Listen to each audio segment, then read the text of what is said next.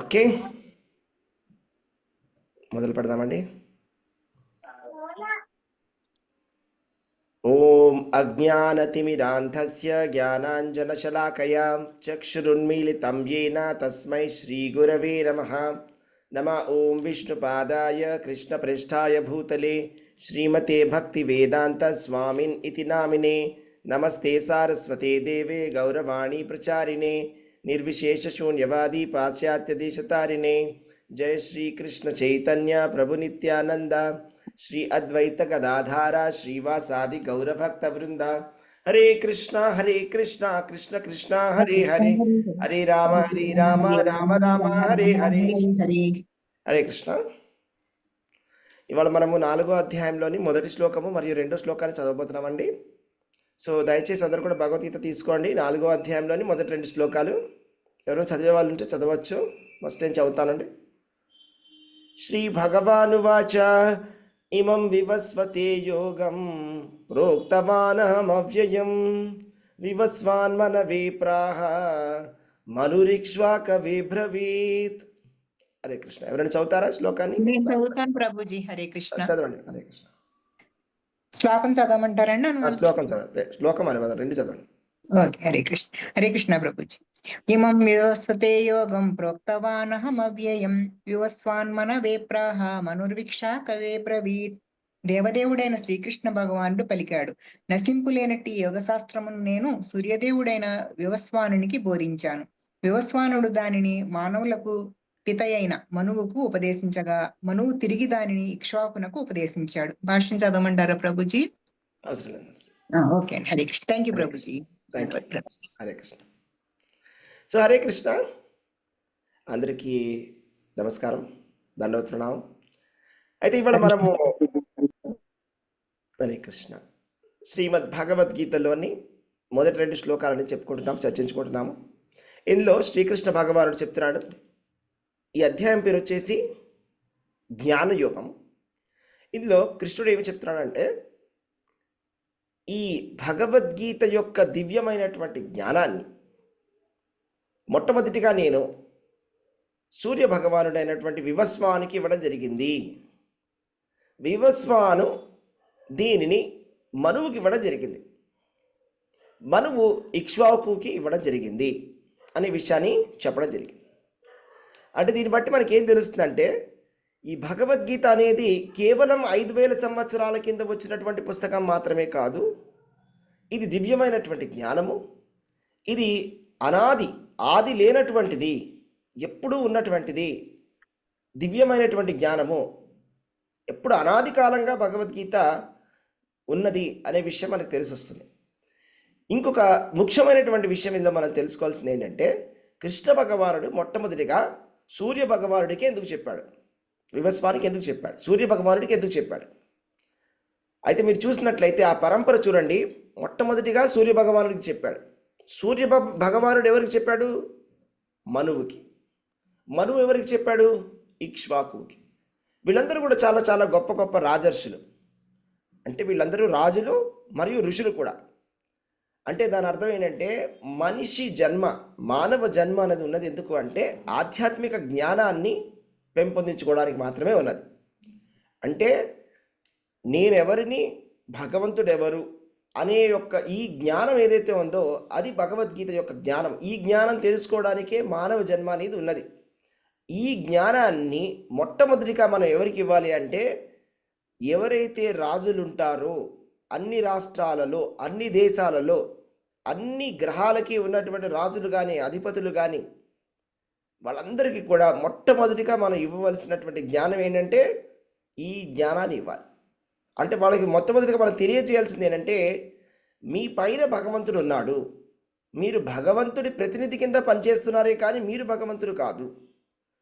మీరు భగవంతుడి ప్రతినిధి కింద పనిచేస్తూ భగవంతుడు చెప్పిన విధముగా మీరు పాటిస్తూ అందరినీ కూడా పాటింపచేస్తూ అందరినీ కూడా భగవంతుడి వైపు నడిపించాలి. ఇది ఒక క్షత్రియుడి యొక్క లక్షణం, ఒక రాజు యొక్క లక్షణం. అది ఈ విషయాన్ని తెలియజేయడానికే శ్రీకృష్ణ భగవానుడు సూర్య భగవానుడైనటువంటి వివస్వానికి ఇవ్వడం జరిగింది. చూడండి, ఇదంతా కూడా ఒక రాజర్షుల యొక్క పరంపర. రాజర్షి అంటే ఏంటంటే రాజు మరియు ఋషి. అంటే మన దేశంలో ఒకప్పుడు ఇలాంటి పరంపర ఉండేదండి. అంటే వాళ్ళు రాజులే కాదు, కేవలం రాజులు ఏదో భోగంలో ఉండేటువంటి వాళ్ళు కాదు, వాళ్ళు చాలా చాలా గొప్ప గొప్ప ఋషులు కూడా. ఇలాంటి ఆధ్యాత్మికమైనటువంటి సంస్కృతి మనలో ఉండాలి. అయితే దురదృష్టవశాత్తు మనకి అలాంటి సంస్కృతి ఈ మధ్యన కనిపించడం లేదు. ఇప్పుడున్నటువంటి రాజులని కానీ ఇప్పుడు రాజులు లేరు. ఇప్పుడు ఎవరున్నారు? మంత్రులు, ముఖ్యమంత్రి మరియు ప్రధానమంత్రి, ఉపమంత్రులు, ఎమ్మెల్యేలు, ఎంపీలు ఉన్నారు. వాళ్ళందరికీ కూడా అసలు భగవద్గీతలో ఏం చెప్పారు అనే విషయం చాలామందికి తెలియదు. ఎవరికైతే తెలుసో వాళ్ళు చాలా చక్కగా చేస్తున్నారు. తెలిసిన వాళ్ళు కూడా ఉన్నారు, లేరని కాదు. తెలిసిన వాళ్ళు చాలా చక్కగా పరిపాలన చేస్తున్నారు. ఏ విధంగా చేయాలో ఆ విధంగా చేస్తున్నారు. కానీ ఎవరికైతే తెలియదో వాళ్ళు మాత్రం అజ్ఞానంలో ఉన్నారు. అజ్ఞానంలోనే మొత్తం మన సమాజాన్ని అంతా కూడా అలాగే అదే పదంలో తీసుకెళ్ళిపోతున్నారు. కాబట్టి మనం తెలుసుకోవాల్సింది ఏంటంటే, మొట్టమొదటి శిష్యుడు ఎవరు? కృష్ణుడికి మొట్టమొదటి శిష్యుడు అర్జునుడు కాదు. మొట్టమొదటి శిష్యుడు వివస్వాన్. అంటే ఈ భగవద్గీత అనేది ఏదో కాలక్షేపానికి కోసమని చదువుకునేటువంటి ఒక కాలక్షేప గ్రంథం కాదు. ఇది అందరికీ పనికొచ్చేటువంటిది, అందరికీ అవసరమైనటువంటిది. అతి ముఖ్యంగా చెప్పాలంటే ఎవరైతే రాజులు ఉన్నారో వాళ్ళకి ముఖ్యంగా చెప్పవలసినటువంటి గ్రంథం ఏమైనా ఉంది అంటే అదే భగవద్గీత. అయితే ఈ భగవద్గీత యొక్క హిస్టరీ ఏంటి, భగవద్గీత ఎప్పుడు స్టార్ట్ అయింది అనేది చెప్పాలి అంటే, త్రేతాయుగంలో భగవద్గీతని మనువుకి వివస్వాను ఇవ్వడం జరిగిందంట. అయితే వివస్వాను మనువుకి ఇవ్వడం జరిగింది. మనువు మహారాజు అయినటువంటి ఇక్ష్వాకుకి ఇవ్వడం జరిగింది. ఇక్ష్వాకు మహారాజు గురించి మనకు తెలుసు కదండి. ఇక్ష్వాకు మహారాజు అంటే ఎవరు చెప్పండి? రాముడి యొక్క రామచంద్రమూర్తి ఇక్ష్వాకు వంశంలో జన్మించడం అనేది జరిగింది. అవునా? అంటే భగవంతుడు ఏ వంశంలో కనుక పుడతాడో, ఎక్కడైతే జన్మ తీసుకుంటే ఆ వంశము తరించిపోతుంది. అలాగే కూడా ఆ వంశానికి ఎంత కీర్తి వచ్చిందో చూడండి. మనం ఎన్నిసార్లు ఇక్ష్వాకుని గుర్తు చేసుకుంటాం, అవునా కాదా? అలాగే శ్రీకృష్ణ భగవానుడు యదుకులంలో పుట్టాడు. యదుకులంలో పుట్టాడంటే కృష్ణ భగవానుడు యదుకుల వాసిన, యదుకులానికే చెందినవాడా కృష్ణుడు?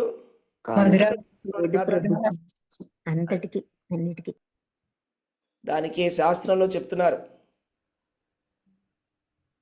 మలయైవైవ చందనం అని. అంటే ఇప్పుడు మలయ దేశం అని ఒక దేశం ఉన్నదండి. ఇప్పుడు దాన్ని మలేషియా అంటాం. ఒకప్పుడు మలయ దేశం అనేవారు. అక్కడ చందనం ఒకప్పుడు చాలా ఫేమస్. అక్కడ చందనం పుడుతుంది, చందనం వస్తుంది. అక్కడ నుంచి చందనం మనం ఇంపోర్ట్ చేసుకున్నట్లయితే, ఇప్పుడు లేదు కానీ అప్పట్లో చందనం ఉన్నప్పుడు చందనం వచ్చేది, చాలా ఫేమస్. ఇది మలయ చందనం అని చెప్పేవారు. ఇది చందనం అని చెప్తాము కానీ ఇది మలయ చందనం అంటే ఇది మలేషియాలో పుట్టిందే అని కాదు. చందనానికి ఒక ఊరు అనేది లేదు, అది ఎక్కడి నుంచైనా రావచ్చు. అంటే అది అక్కడ పుట్టింది అంతే. కానీ చందనమే. అది భారతదేశంలో పుట్టినా దేశంలో పుట్టినా చందనమే. అదే విధంగా శ్రీకృష్ణ భగవానుడు యదుకులంలో పుట్టినా, ఇక్ష్వాకు కులంలో పుట్టినా, ఏ కులంలో పుట్టినా కూడా భగవంతుడే. కాకపోతే ఉత్తమమైనటువంటి భక్తుల యొక్క కులంలో భగవంతుడు జన్మ తీసుకోవడం అనేది జరుగుతుంది. ఇక్ష్వాకు అనేటువంటి రాజు చాలా గొప్ప భక్తుడు. అలాగే యదు అనేటువంటి రాజు కూడా చాలా చాలా గొప్ప భక్తులు, వీళ్ళిద్దరు కూడా. అందుకోసమని భగవంతుడు వాళ్ళ కులంలోనే పుట్టడం జరిగింది. మొట్టమొదటి శిష్యుడు వివస్వాను మనువు రెండవ శిష్యుడు, మనువు నుంచి ఇక్ష్వాకు మూడో శిష్యుడు. అదే విధముగా ఈ భగవద్గీతని చెప్పుకుంటూ వచ్చారు. అదే భగవద్గీతనే ఆధారముగా రామచంద్రమూర్తి కూడా తన రాజ్యాన్ని పరిపాలించడం జరిగింది. భగవంతుడు చెప్పినటువంటి గీతనే భగవంతుడే పరిపాలన చేసి చూపించాడు. భగవంతుడే భగవద్గీతని పరిపాలన చేసి చూపిస్తే ఏ విధంగా ఉంటుంది? రామరాజ్యంలాగా ఉంటుంది. ప్రపంచం అంతా కూడా రామరాజ్యం అయిపోతుంది అనే విషయాన్ని, ప్రపంచమంతా రామరాజ్యం అయిపోతుంది అనే విషయాన్ని చెప్పడం జరిగింది. అయితే 20 లక్షల సంవత్సరాల కిందట మనువు ఇక్ష్వాకు మహారాజుకి చెప్పడం జరిగిందంట. 20 లక్షల సంవత్సరాల కిందట చెప్పడం జరిగిందండి. ఎవరు? మనువు ఇక్ష్వాకు మహారాజుకి చెప్పడం జరిగింది.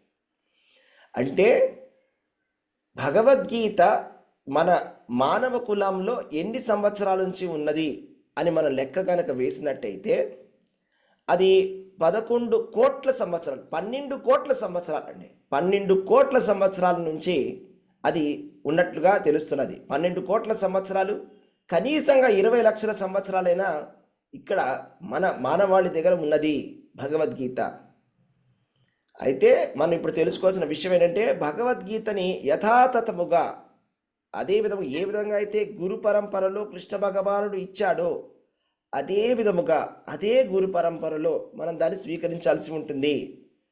అంతేకాని భగవద్గీతని మనము గురు పరంపర బయట దాన్ని తీసుకోవడానికి వీల్లేదు, అది తీసుకోకూడదు అనే విషయాన్ని మనకు తెలియజేస్తున్నాడు భగవంతుడు ఇక్కడ.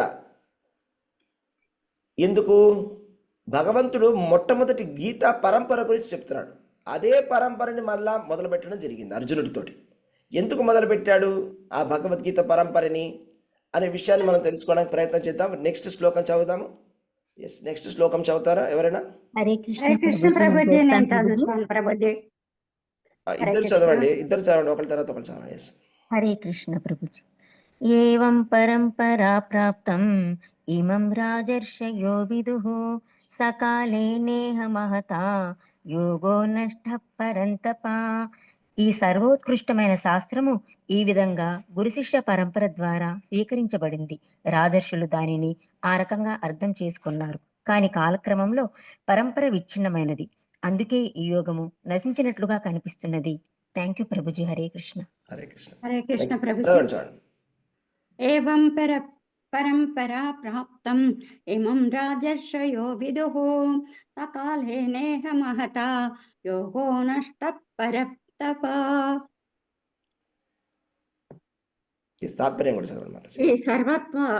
ఈ సర్వోత్కృష్టమైన శాస్త్రము ఈ విధముగా గురు శిష్య పరంపర ద్వారా స్వీకరించబడింది.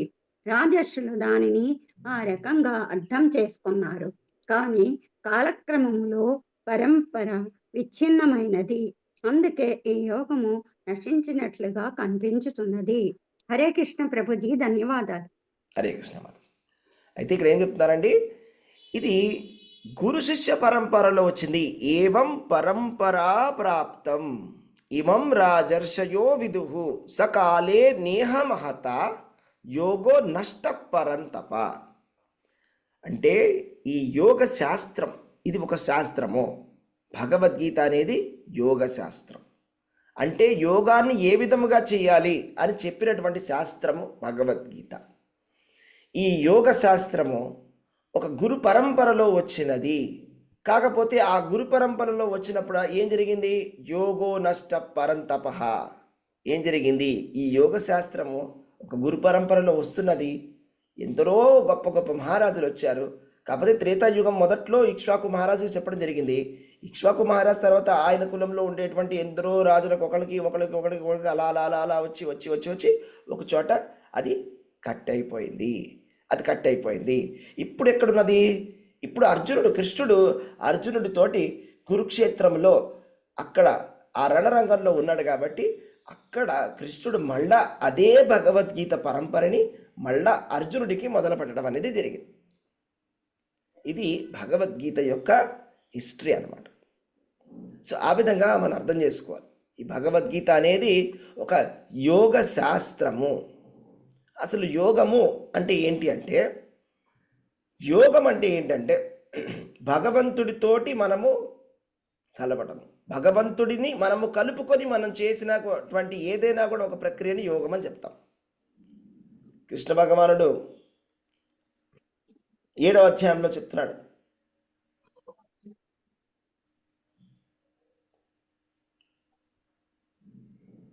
ఏమిటి అంటే, ఏ విధంగా అయితే మయాసక్తమనా పార్థ యోగం యుంజన్ మదాశ్రయ, మయాసక్తమనా పార్థ యోగం యుంజన్ మదాశ్రయ అసంశయం సమగ్రమ్మ యథాజ్ఞాస్యసి తచ్ఛృణు అని చెప్పడం జరిగింది. అంటే ఏంటి అర్థము? మయ్యాసక్త మనః అంటే భగవంతుడి పట్ల మన మనస్సు ఉండాలండి. మన మనస్సుని భగవంతుడి మీదనే ఉండాలి. మన మనస్సు ఇప్పుడు దేని మీద ఉన్నది అని మీరు తెలుసుకోవాలనుకుంటున్నారు ఎవరైనా? మన మనస్సు దేని మీద ఉన్నది అని తెలుసుకోవాలనుకుంటున్నారు ఎవరైనా? తెలుసుకోవాలంటుంది ప్రభుజీ. ఎస్. చెప్పండి ప్రభుజీ. హరే ఎలా కృష్ణ. తెలుసుకోవాలో చెప్తాను వినండి. ఇప్పుడు మీరు ఎవరితోనైనా మాట్లాడుతున్నప్పుడు నాకు ఇదంటే చాలా ఇష్టం అండి, నాకు ఇదంటే అసలు ఇష్టం లేదండి, ఇలా మాట్లాడేటప్పుడు చెప్తాగా నాకు చాలా ఇష్టం, నాకు ఇది చాలా ఇష్టం, ఎంత బాగుంటుందో, నాకు ఈ ప్రోగ్రాం చాలా ఇష్టం, చాలా బాగుంటుంది, ఇది నాకు తినడానికి చాలా ఇష్టం, ఈ మనుషులు నాకు చాలా ఇష్టం, ఇతను చాలా మంచివాడు, ఈవిడ చాలా మంచి ఆవిడ అని అంటాం. వీళ్ళు నాకు అసలు ఇష్టం లేదు అంటే మన ఇష్ట అయిష్టాల బట్టి మన మనస్సులో ఏమున్నది అని మనకు తెలుసు. అంటే ఇష్ట అయిష్టాలు అనేవి పక్కన పెట్టి మనం ఏం చేయాలి? ఇష్ట అయిష్టాలని తగ్గించుకోవాలి. కృష్ణ భగవానుడు చెప్తున్నాడు అనమాట. నాకు ఇది ఇష్టము, నాకు ఇది ఇష్టం లేదు, నాకు ఇది ఇష్టము, నాకు ఇష్టం లేదు, అది పక్కన పెట్టి భగవంతుడిని ఇష్టపడడం మొదలు పెట్టాలి. సింపుల్గా చెప్పాలంటే మనం ఎవరిని ఇష్టపడాలి? భగవంతుడిని ఇష్టపడాలి. భగవంతుడిని, భగవంతుడి రూపాన్ని, భగవంతుడి నామాన్ని, భగవంతుడి లీలల్ని, భగవంతుడి ధామాన్ని, భగవంతుడికి చెందినటువంటి భక్తులని మనం ఇష్టపడాలి. అలా మనము మనసుతో ఇష్టపడినట్లయితే అది మనం మనసుతోటి భగవంతుడిని పూజించినట్టు. మయ్యాసక్త మనాపార్త అంటే ఓ అర్జున, నీ మనస్సుని నా పట్ల ఆసక్తి తోటి ఉండు. యోగం యుంజన్ మదాశ్రయ ఏంటంటే యోగం, ఇదే ఒక యోగం. ఏంటా యోగము? భగవంతుడిని ఇష్టపడడమే ఒక యోగం. అంటే భగవంతుడు చెప్పినటువంటి, ఇప్పుడు భగవద్గీత మీరు చెప్పడానికి మీరు అందరూ వస్తున్నారు, మీరు ఇష్టపడి వస్తున్నారు, చాలా ఇష్టంగా కూర్చొని వింటున్నారు భగవద్గీతని. కృష్ణ భగవానుడు అంటే ఇది మనం కృష్ణ భగవానుడికి మనం ఒక సేవను చేస్తున్నాం, అంటే మన మనస్సుతోటి మనం భగవంతుడికి సేవ చేస్తున్నాం. సో ఆ విధముగా ఎప్పుడైతే కనుక మనము భగవంతుడి పట్లనే మన మనసును పెడతామో, యోగం యుంజన్ మదాశ్రయ అసంశయం సమగ్రమ్మ అంటే ఎటువంటి సంశయం లేకుండా, యథాజ్ఞాసిసి తచ్ఛృణం అంటే ఎటువంటి సంశయం లేకుండా సంపూర్ణమైనటువంటి జ్ఞానాన్ని, భగవంతుడికి సంబంధించినటువంటి సంపూర్ణ జ్ఞానాన్ని తెలుసుకోవాలి అంటే మనం చేయాల్సిందల్లా మదాశ్రయ, మత్ ఆశ్రయ. మత్ ఆశ్రయ అంటే భగవంతుడి యొక్క ఆశ్రయాన్ని పొందాలి.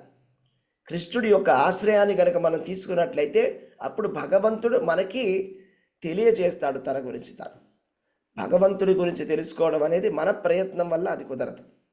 భగవంతుడే చెప్పినట్లయితే భగవంతుడి గురించి మనం తెలుసుకోవచ్చు. అది భగవతత్వం అంటే. భగవతత్వాన్ని ఇతరులు ఎవరు కూడా చెప్పలేదు. భగవంతుడు కానీ, భగవంతుడికి సంబంధించినటువంటి భక్తులు కానీ వీళ్ళు మాత్రమే భగవద్గీత గురించి చెప్పగలరు. ఎందుకంటే భగవతత్వం అనేది అంత గొప్ప విషయమో, ఈ విషయాన్ని తెలుసుకోవాలంటే అందరి వల్ల కాదు. ఎందుకంటే కృష్ణ భగవానుడు చెప్తున్నాడు, మనుష్యానాం సహస్రేషు కశ్చిత్ యతతి సిద్ధయే యతతామపి సిద్ధానాం కశ్చిన్ మాం వేతి తత్వతః. అంటే మొట్టమొదటిగా చెప్పింది ఏంటి? మనుష్యానాం సహస్రేషు. ఈ శ్లోకంలో భగవంతుడు మనుష్యానాం అని ఎందుకు చెప్పాడు? ప్రాణినాం సహస్రేషు అని చెప్పచ్చు కదా, జీవినాం సహస్రేషు అని చెప్పచ్చు కదా. దీన్ని బట్టి మనం ఏమర్థం చేసుకోవాలి? ఎవరైనా చెప్పగలరా? మనుషుల్లోనే ఉత్తమ చైతన్యం ఉంటుంది ప్రభుజీ, వాళ్ళు మాత్రమే ఈ జ్ఞానాన్ని అర్థం చేసుకోగలుగుతారనా ప్రభు? అవునండి, ఇది మనుషులకి మాత్రమే అర్థమయ్యేటువంటిది. భగవద్గీత అనేది మనుషుల కోసం అనేది ఉన్నది. అంటే భగవద్గీత మనకేం తెలియజేస్తుంది అంటే ప్రతి జీవి ఒకటే, అందరి జీవుల్ని సమానంగా చూడమని చెప్తుంది.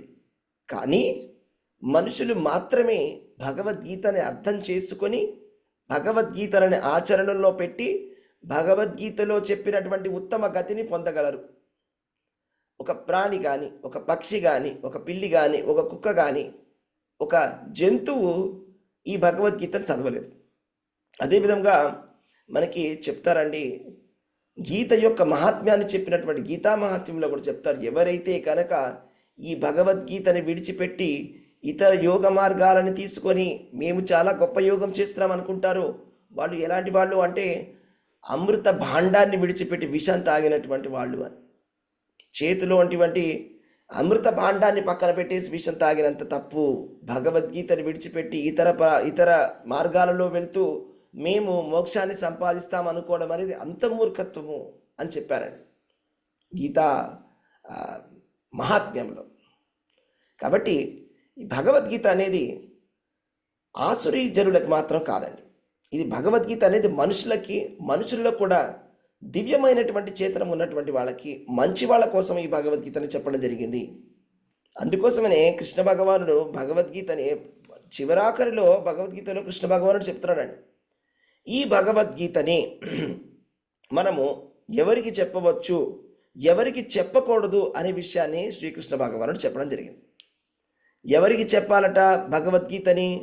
ఎవరైతే మంచి భక్తులు అయి ఉంటారో అలాంటి వాళ్ళకి మాత్రమే చెప్పాలట.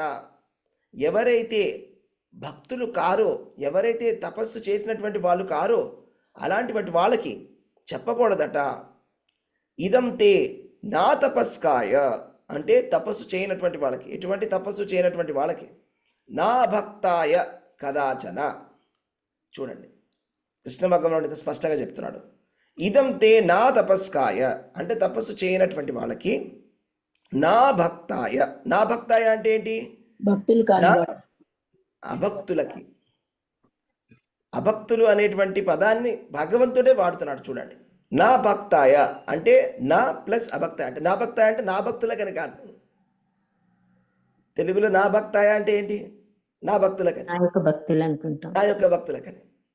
సంస్కృతంలో నా భక్తాయ అంటే నా కానిది. భక్తులు కానటువంటి వాళ్ళకి. కాని నా వాడు. అభక్తాయ, నా భక్తాయ, నా భక్తాయ కదా. నా భక్తులు ఎవరైతే కారో వాళ్ళకి భగవద్గీత చెప్పవద్దు. నాచ శుశ్రూషవే వాచ్యం నాచ శుశ్రూషవే అశ్రుశ్రూషవే, అంటే ఎవరైతే గనక శుశ్రూష చెయ్యలేదో, ఎవరైతే భక్తి చేయడం లేదో, భగవంతుడి సేవ చేయడం లేదో, వాచ్యం అంటే వాళ్ళకి మాత్రము మనము ఎప్పుడు కూడా చెప్పకూడదు. నా యో అభ్యసూయంతి అంటే అసూయ కలిగినటువంటి వాళ్ళకి కూడా చెప్పకూడదు అంటండి. దీన్ని బట్టి మనం ఏం తెలుసుకోవాలి? అయితే మనకి ప్రశ్న రావచ్చు, అయితే ప్రభుజీ మేమేమో భగవద్గీత ప్రచారం చేస్తున్నాము, మాకు తెలిసిన వాళ్ళకి మొన్న గణపతి జరిగినప్పుడు భగవద్గీత గురించి చెప్పమంటే నేను కొంచెం మాట్లాడాను, మరి అక్కడ చాలామంది భక్తులేం కాదు, మరి తప్ప అంటే అలా కాదు. అంటే దాని అర్థం ఏంటంటే కృష్ణ భగవానుడి ఉద్దేశం ఏంటంటే భక్తులు కాని వాళ్ళకి అసలు చెప్పదని. భగవంతుడు చాలా స్ట్రిక్ట్, కానీ భగవంతుడి యొక్క భక్తులు ఎవరైతే ఉన్నారో వాళ్ళలో ఎంత కరుణ ఉందంటే భగవంతుడి కన్నా ఎక్కువ కరుణ భక్తులలో ఉంది. అంటే భగవంతుడు వీళ్ళకి చెప్పొద్దు, వీళ్ళకి చెప్పి కూడా వేస్ట్ అని చెప్పినా కూడా అలాంటి వాళ్ళకి కూడా వెళ్ళి ప్రచారం చేస్తారు భక్తులు. అది భక్తుల యొక్క కరుణ. వాంఛా కల్పతరుభ్యశ్చ కృపా సింధుభ్య ఏవచ అంటే కృప అనేటువంటి సాగరము ఉన్నటువంటి వాళ్ళే భక్తులు అంటే. అయితే భగవంతుడి భక్తులకి, భగవంతుడి నామానికి, భగవంతుడి రూపానికి, భగవంతుడి యొక్క ధామానికి ఎటువంటి తేడా అనేది లేదండి. అంతా కూడా భగవంతుడి యొక్క కరుణనే. ఇంకా చెప్పాలంటే భగవంతుడు తన కరుణని భాగవత భక్తుల ద్వారా ఇంకా ఎక్కువగా ఇస్తాడు. కాబట్టి ఇది చాలా ముఖ్యం అనమాట. భగవంతుడి దగ్గరికి వెళ్ళాలి అంటే ఒక రూట్లో వెళ్ళాలి, ఒక ఛానల్లో వెళ్ళాలి, ఒక ప్రాసెస్ అనేది ఉంటుంది. ఆ ఛానల్ ఏంటి అంటే ఒక రూట్ అనేది ఉంటుంది. సపోజ్ మీరు ఒక మీ ఇంటి దగ్గర ఉండేటువంటి ఒక కార్పొరేటర్ని కానీ, లోకల్ ఎమ్మెల్యే కానీ, లేకపోతే అక్కడ ఉండేటువంటి మినిస్టర్ని కలవాలంటే ఒక ఛానల్ అనేది ఉంటుంది. ఛానల్ అంటే ఏంటి? ఒకళ్ళని కలవాలి, వాళ్ళు ఇంకొకళ్ళని కనిపిస్తారు, వాళ్ళు మిమ్మల్ని కనిపిస్తారు, ఆ విధంగా ఉంటుంది. కానీ మీరు డైరెక్ట్గా వెళ్తే ఆయన పలకరించకపోవచ్చు, పట్టించుకోకపోవచ్చు, మీ మాట వినొచ్చు, విన్న తర్వాత మీ ప్రాబ్లం ఏంటి అని అడగచ్చు, పంపించేయచ్చు, వాళ్ళు పట్టించుకోరు. అదే మీరు తెలిసిన వాళ్ళ ద్వారా వెళ్తే ఎలా ఉంటుంది? అప్పుడు వేరేలా ప్రాసెస్ చేయడానికి ఉంటుంది. బాగా తెలిసిన వాళ్ళు ఉన్నారనుకోండి, వాళ్ళు నుంచొని పక్కన నుంచొని చెప్పారనుకోండి, చెవులు విన్నారు కదా, వీళ్ళు బాగానే ఉన్నారని మరి అట్లా చెప్పారనుకో, అప్పుడు వేరేలాగా ఉంటుంది. అవునా కదా? అప్పుడు ఇలా వింటారు, అవునవునా, ఓకే అలాగే అది సరే, పని జరిగిపోతుంది, వెళ్ళండి. దీన్ని బట్టి మనం తెలుసుకోవాలన్నమాట. అంటే భగవంతుడి భక్తుల ద్వారా భగవద్గీతని వినాలి, భగవంతుడి భక్తుల ద్వారా మనం భగవంతుడిని చేరుకోవడానికి ప్రయత్నం చేయాలి. అలా చేసినట్లయితే భగవంతుడు చాలా సంతృప్తి పొందుతాడు. అలా భగవద్గీతలో మనకి కృష్ణ భగవానుడు అదే విధంగా చెప్తున్నాడు కూడా, పురాణాల్లో కూడా చెప్తున్నాడు. ఆది పురాణంలో ఏం చెప్పారంటే, ఎవరైతే నా భక్తులని చెప్తున్నారో వాళ్ళు నా భక్తులే కాదు, ఎవరైతే నా భక్తుల యొక్క భక్తులు వాళ్ళు మాత్రమే నా భక్తులు. అయితే ఇందుకు ఏవం పరంపరా ప్రాప్తం అంటే భగవంతుడి గురించి మనం తెలుసుకోవాలంటే పరంపరలో తెలుసుకోవాలి. ఏ పరంపరలో తెలుసుకోవాలి? భక్తి పరంపరలో. భక్తుల యొక్క పరంపరలో మనం తెలుసుకోవాలి. అలా తెలుసుకున్నటువంటి జ్ఞానం ఏదైతే ఉందో దానికి ఒక మీనింగ్ అనేది ఉంటుంది. అదే కానీ మనం ఎప్పుడైతే కనుక భగవద్గీతని అభక్తుల దగ్గర విన్నామనుకోండి, అది చాలా తప్పు. ఎందుకు తెలుసా? ఇందాకే చెప్పాను, ఇందాక శ్లోకంలో కృష్ణ భగవానుడు చెప్పాడు, నా భక్తాయ అంటే నా భక్తులు కానటువంటి వాళ్ళకి భగవద్గీతని చెప్పొద్దని చెప్పాడు. అసలు భగవద్గీతను అలాంటి వాళ్ళకి చెప్పకూడదు అంటే అలాంటి వాళ్ళ దగ్గర వినొచ్చా మనం? అర్థమవుతుందా మీకు? ఎవరికైతే చెప్పకూడదో అంటే ఎవరికైతే చెప్పడానికి అంటే ఎవరికైతే వినడానికి కూడా అర్హత లేదో వాళ్ళకి చెప్పడానికి అర్హత ఎలా వస్తుందండి? అసలే లేదు. వాళ్ళకి వినడానికి అర్హత లేనప్పుడు చెప్పడానికి అర్హత ఎలా వచ్చింది? అస్సలే లేదు. అందుకనే మనకి ఆచార్యులు చెప్తారనమాట, సర్పోచిష్ట పయోయథ అని. సర్పోచిష్ట పయోయథ అంటే పాలు చాలా మంచివి, పాలు చాలా మంచివే, కానీ దానిలో కనుక పాము ఎంగిలి చేసినట్లయితే ఆ పాలని, పాము ఎంగిలి చేస్తే అది విషపూరితం అయిపోతుంది. విషపూరితమైనటువంటి పాలని మనం స్వీకరిస్తే మనకి విషం లోపలికి వెళ్ళిపోతుంది. అదే విధముగా ఈ భగవద్గీత అనేది పాల వంటిది, చాలా మంచిది. కానీ ఎప్పుడైతే కనుక అభక్తులు ఈ భగవద్గీతను చెప్తారో ఆ అభక్తుల నోట మనం వినట్లయితే మొట్టమొదటిగా ఏంటంటే ఎటువంటి లాభం అనేది ఉండదు, ఎటువంటి మార్పు అనేది మనలో రాదు. ఎటువంటి మార్పు రాకుండగా మనకి తప్పుడు సిద్ధాంతం అనేది అంటుకుంటుంది మన మనసుకి. ఎందుకంటే ఈ అభక్తుడు కృష్ణ భగవానుడిని దేవాది దేవుడు కింద చెప్పడు. ఏదైతే అతి ముఖ్యమైనటువంటి విషయం మదాశ్రయ, భగవంతుడి యొక్క ఆశ్రయాన్ని పొందడం చెప్పకుండా భగవంతుడిని కించపరుస్తూ తగ్గిస్తూ అలాగ దూషిస్తూ రకరకాలుగా చెప్తాడు. అది మనకు అర్థం కాదు ఎలా చెప్తున్నాడు. కాబట్టి మనం కూడా అదే సిద్ధాంతాన్ని పట్టేసుకుంటాము. మేబీ మనం కూడా భగవంతుడితో సమానమేమో అని మనం అనుకుంటాం. భగవంతుడితోటి మనం కూడా సమానమేమో అనేటువంటి ఆలోచన మనకి వచ్చేటువంటి పరిస్థితి వస్తుంది. అలా ఎప్పుడైతే వస్తుందో మన మనస్సులో ఉండేటువంటి ఆ భావన నభావయత శాంతి అశాంతస్య కుత సుఖం. ఎప్పుడైతే భావన మనలో ఉండేటువంటి భావన భగవంతుడి పట్ల ఉండాల్సినటువంటి ఆ భావన ఈ దాస్యభావం, ఆ దాస్యభావం అనేది పోతుందో, నేను భగవంతుడు సమానే అనేటువంటి భావన వస్తుందో, నభావయత శాంతి, శాంతి అనేది ఇక ఉండదు. అశాంతస్య కుత సుఖం, ఇంకా సుఖం అనేది ఉండదు. ఇంకా ఆధ్యాత్మిక జీవితం అంతా కూడా నాశనం అయిపోతుంది. ఎందుకంటే అతడు నేనే దేవుణ్ణి అనే ప్రచారాన్ని మొదలు పెడతాడు. కాబట్టి నేను కూడా దేవుణ్ణే, నువ్వు కూడా దేవుడివే, కాకపోతే ప్రస్తుతానికి నేను దేవుడిని అని తెలుసుకున్నాను, నువ్వు తెలుసుకోలేకపోయావు, కాబట్టి నువ్వు నాకు పూజ చెయ్యి, నువ్వు తెలుసుకునేంత వరకు నాకు పూజ చేస్తే ఒకరోజు నువ్వు కూడా దేవుడి వరకు నువ్వు తెలుసుకుంటావు అనేటువంటి ఇలాంటి విషపూరితమైనటువంటి సిద్ధాంతాన్ని చెప్తూ విషాన్ని అందరికీ కూడా అంటిస్తారు అభక్తులు. అలాంటి వాళ్ళ దగ్గర నుంచి మనం అసలే భగవద్గీతని వినకూడదు.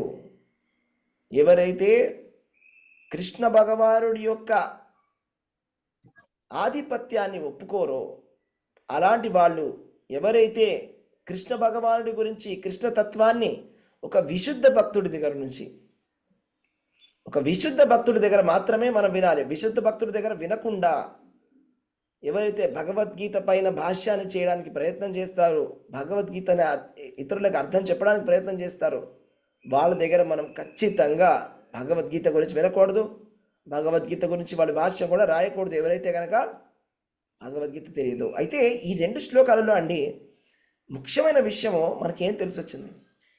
2 విషయాలు. మొట్టమొదటి విషయం ఏంటంటే ఈ భగవద్గీత అనేది అవ్యయం.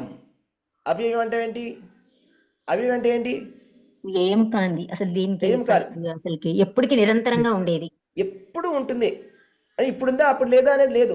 ఎందుకంటే చాలామంది ఇదే ప్రశ్న, ఒకటే ప్రశ్న అంటారు, అరే కృష్ణుడు అంటే ద్వాపర యుగంలో వచ్చి వెళ్ళిపోయాడు కదండి, కృష్ణుడు దేవాదేవుడు ఎలా అవుతాడండి అని.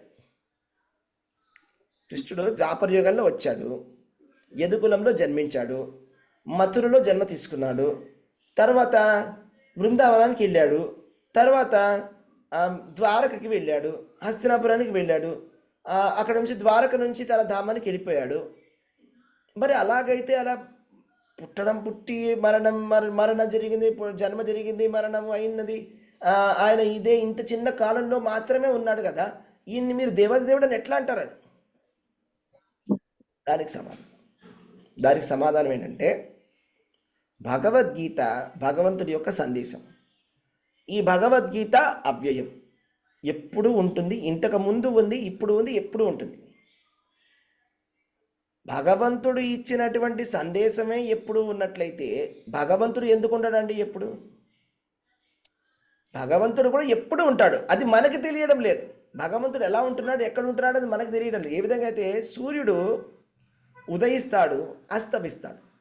సూర్యుడు జన్మ తీసుకున్నాడు, మరణించాడని చెప్తామా?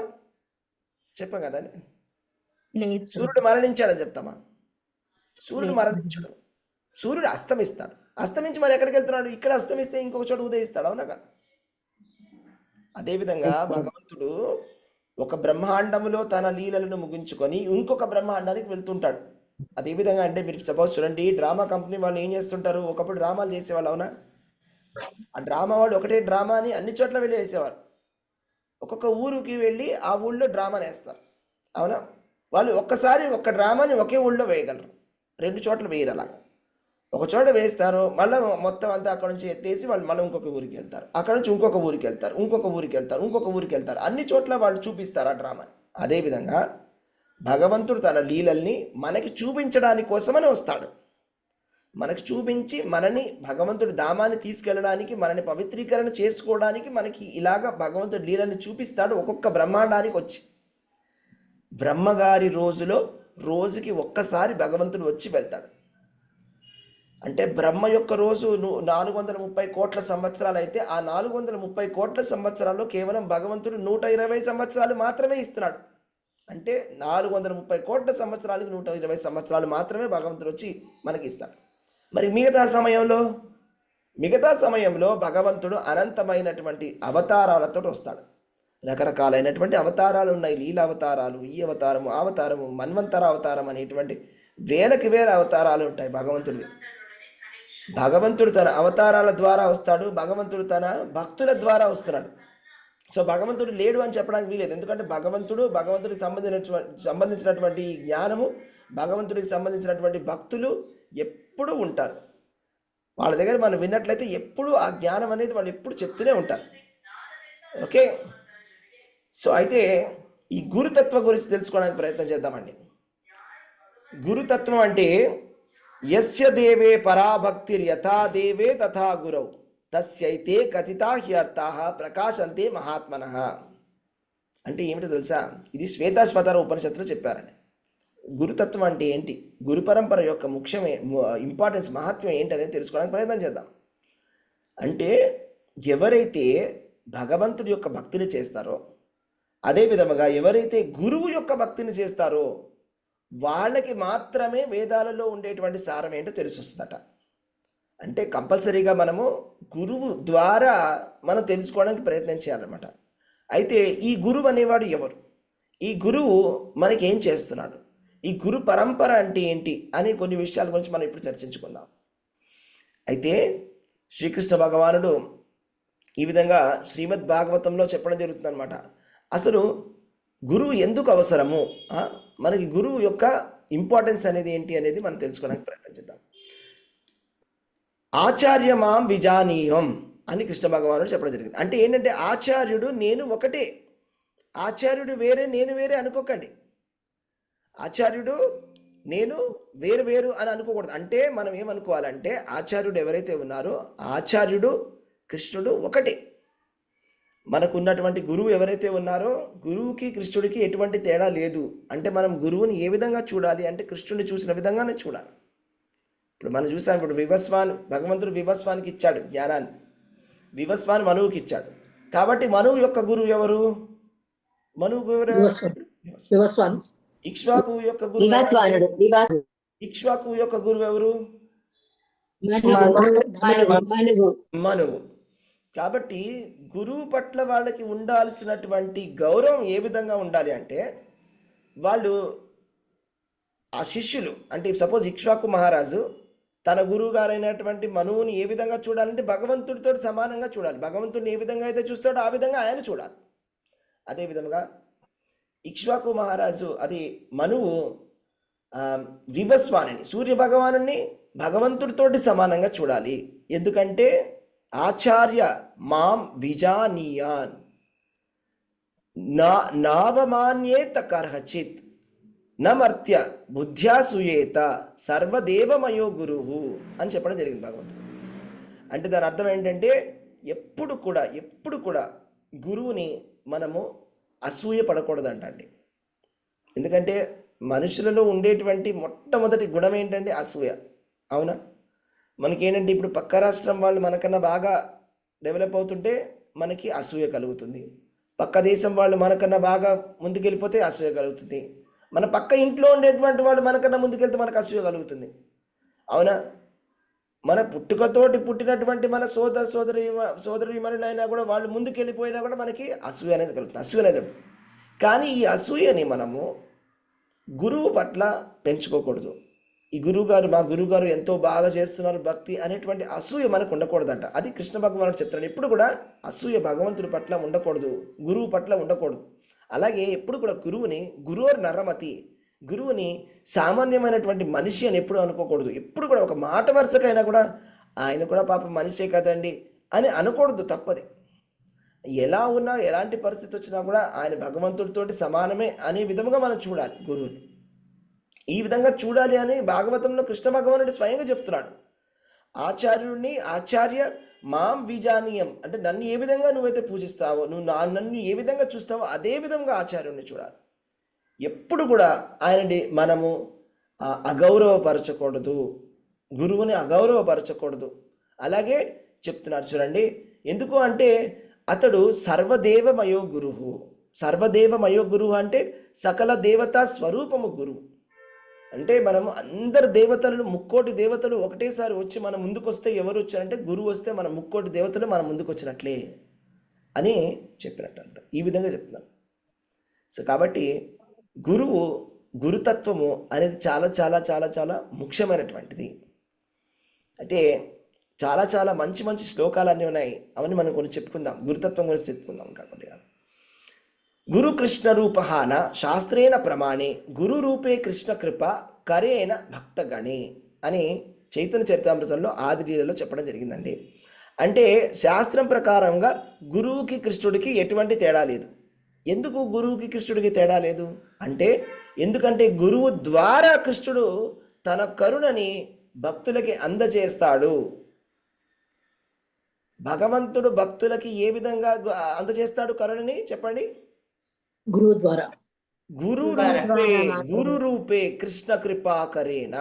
గురు రూపే కృష్ణ కృపాకరేణ అంటే గురువు రూపములో, గురువు ద్వారా మనకి కరుణ అనేది వస్తుంది. భగవంతుడి యొక్క కరుణ, భగవంతుడి యొక్క సంపూర్ణమైనటువంటి కరుణ మన పైన రావాలి అంటే అది డైరెక్ట్గా రాదు. ఎందుకంటే అదొక ఛానల్ ఉంది, ఆ ఛానల్లో మనకు వస్తుంది. అందులోకి వెళ్ళి మనం కనెక్ట్ అవ్వాలి.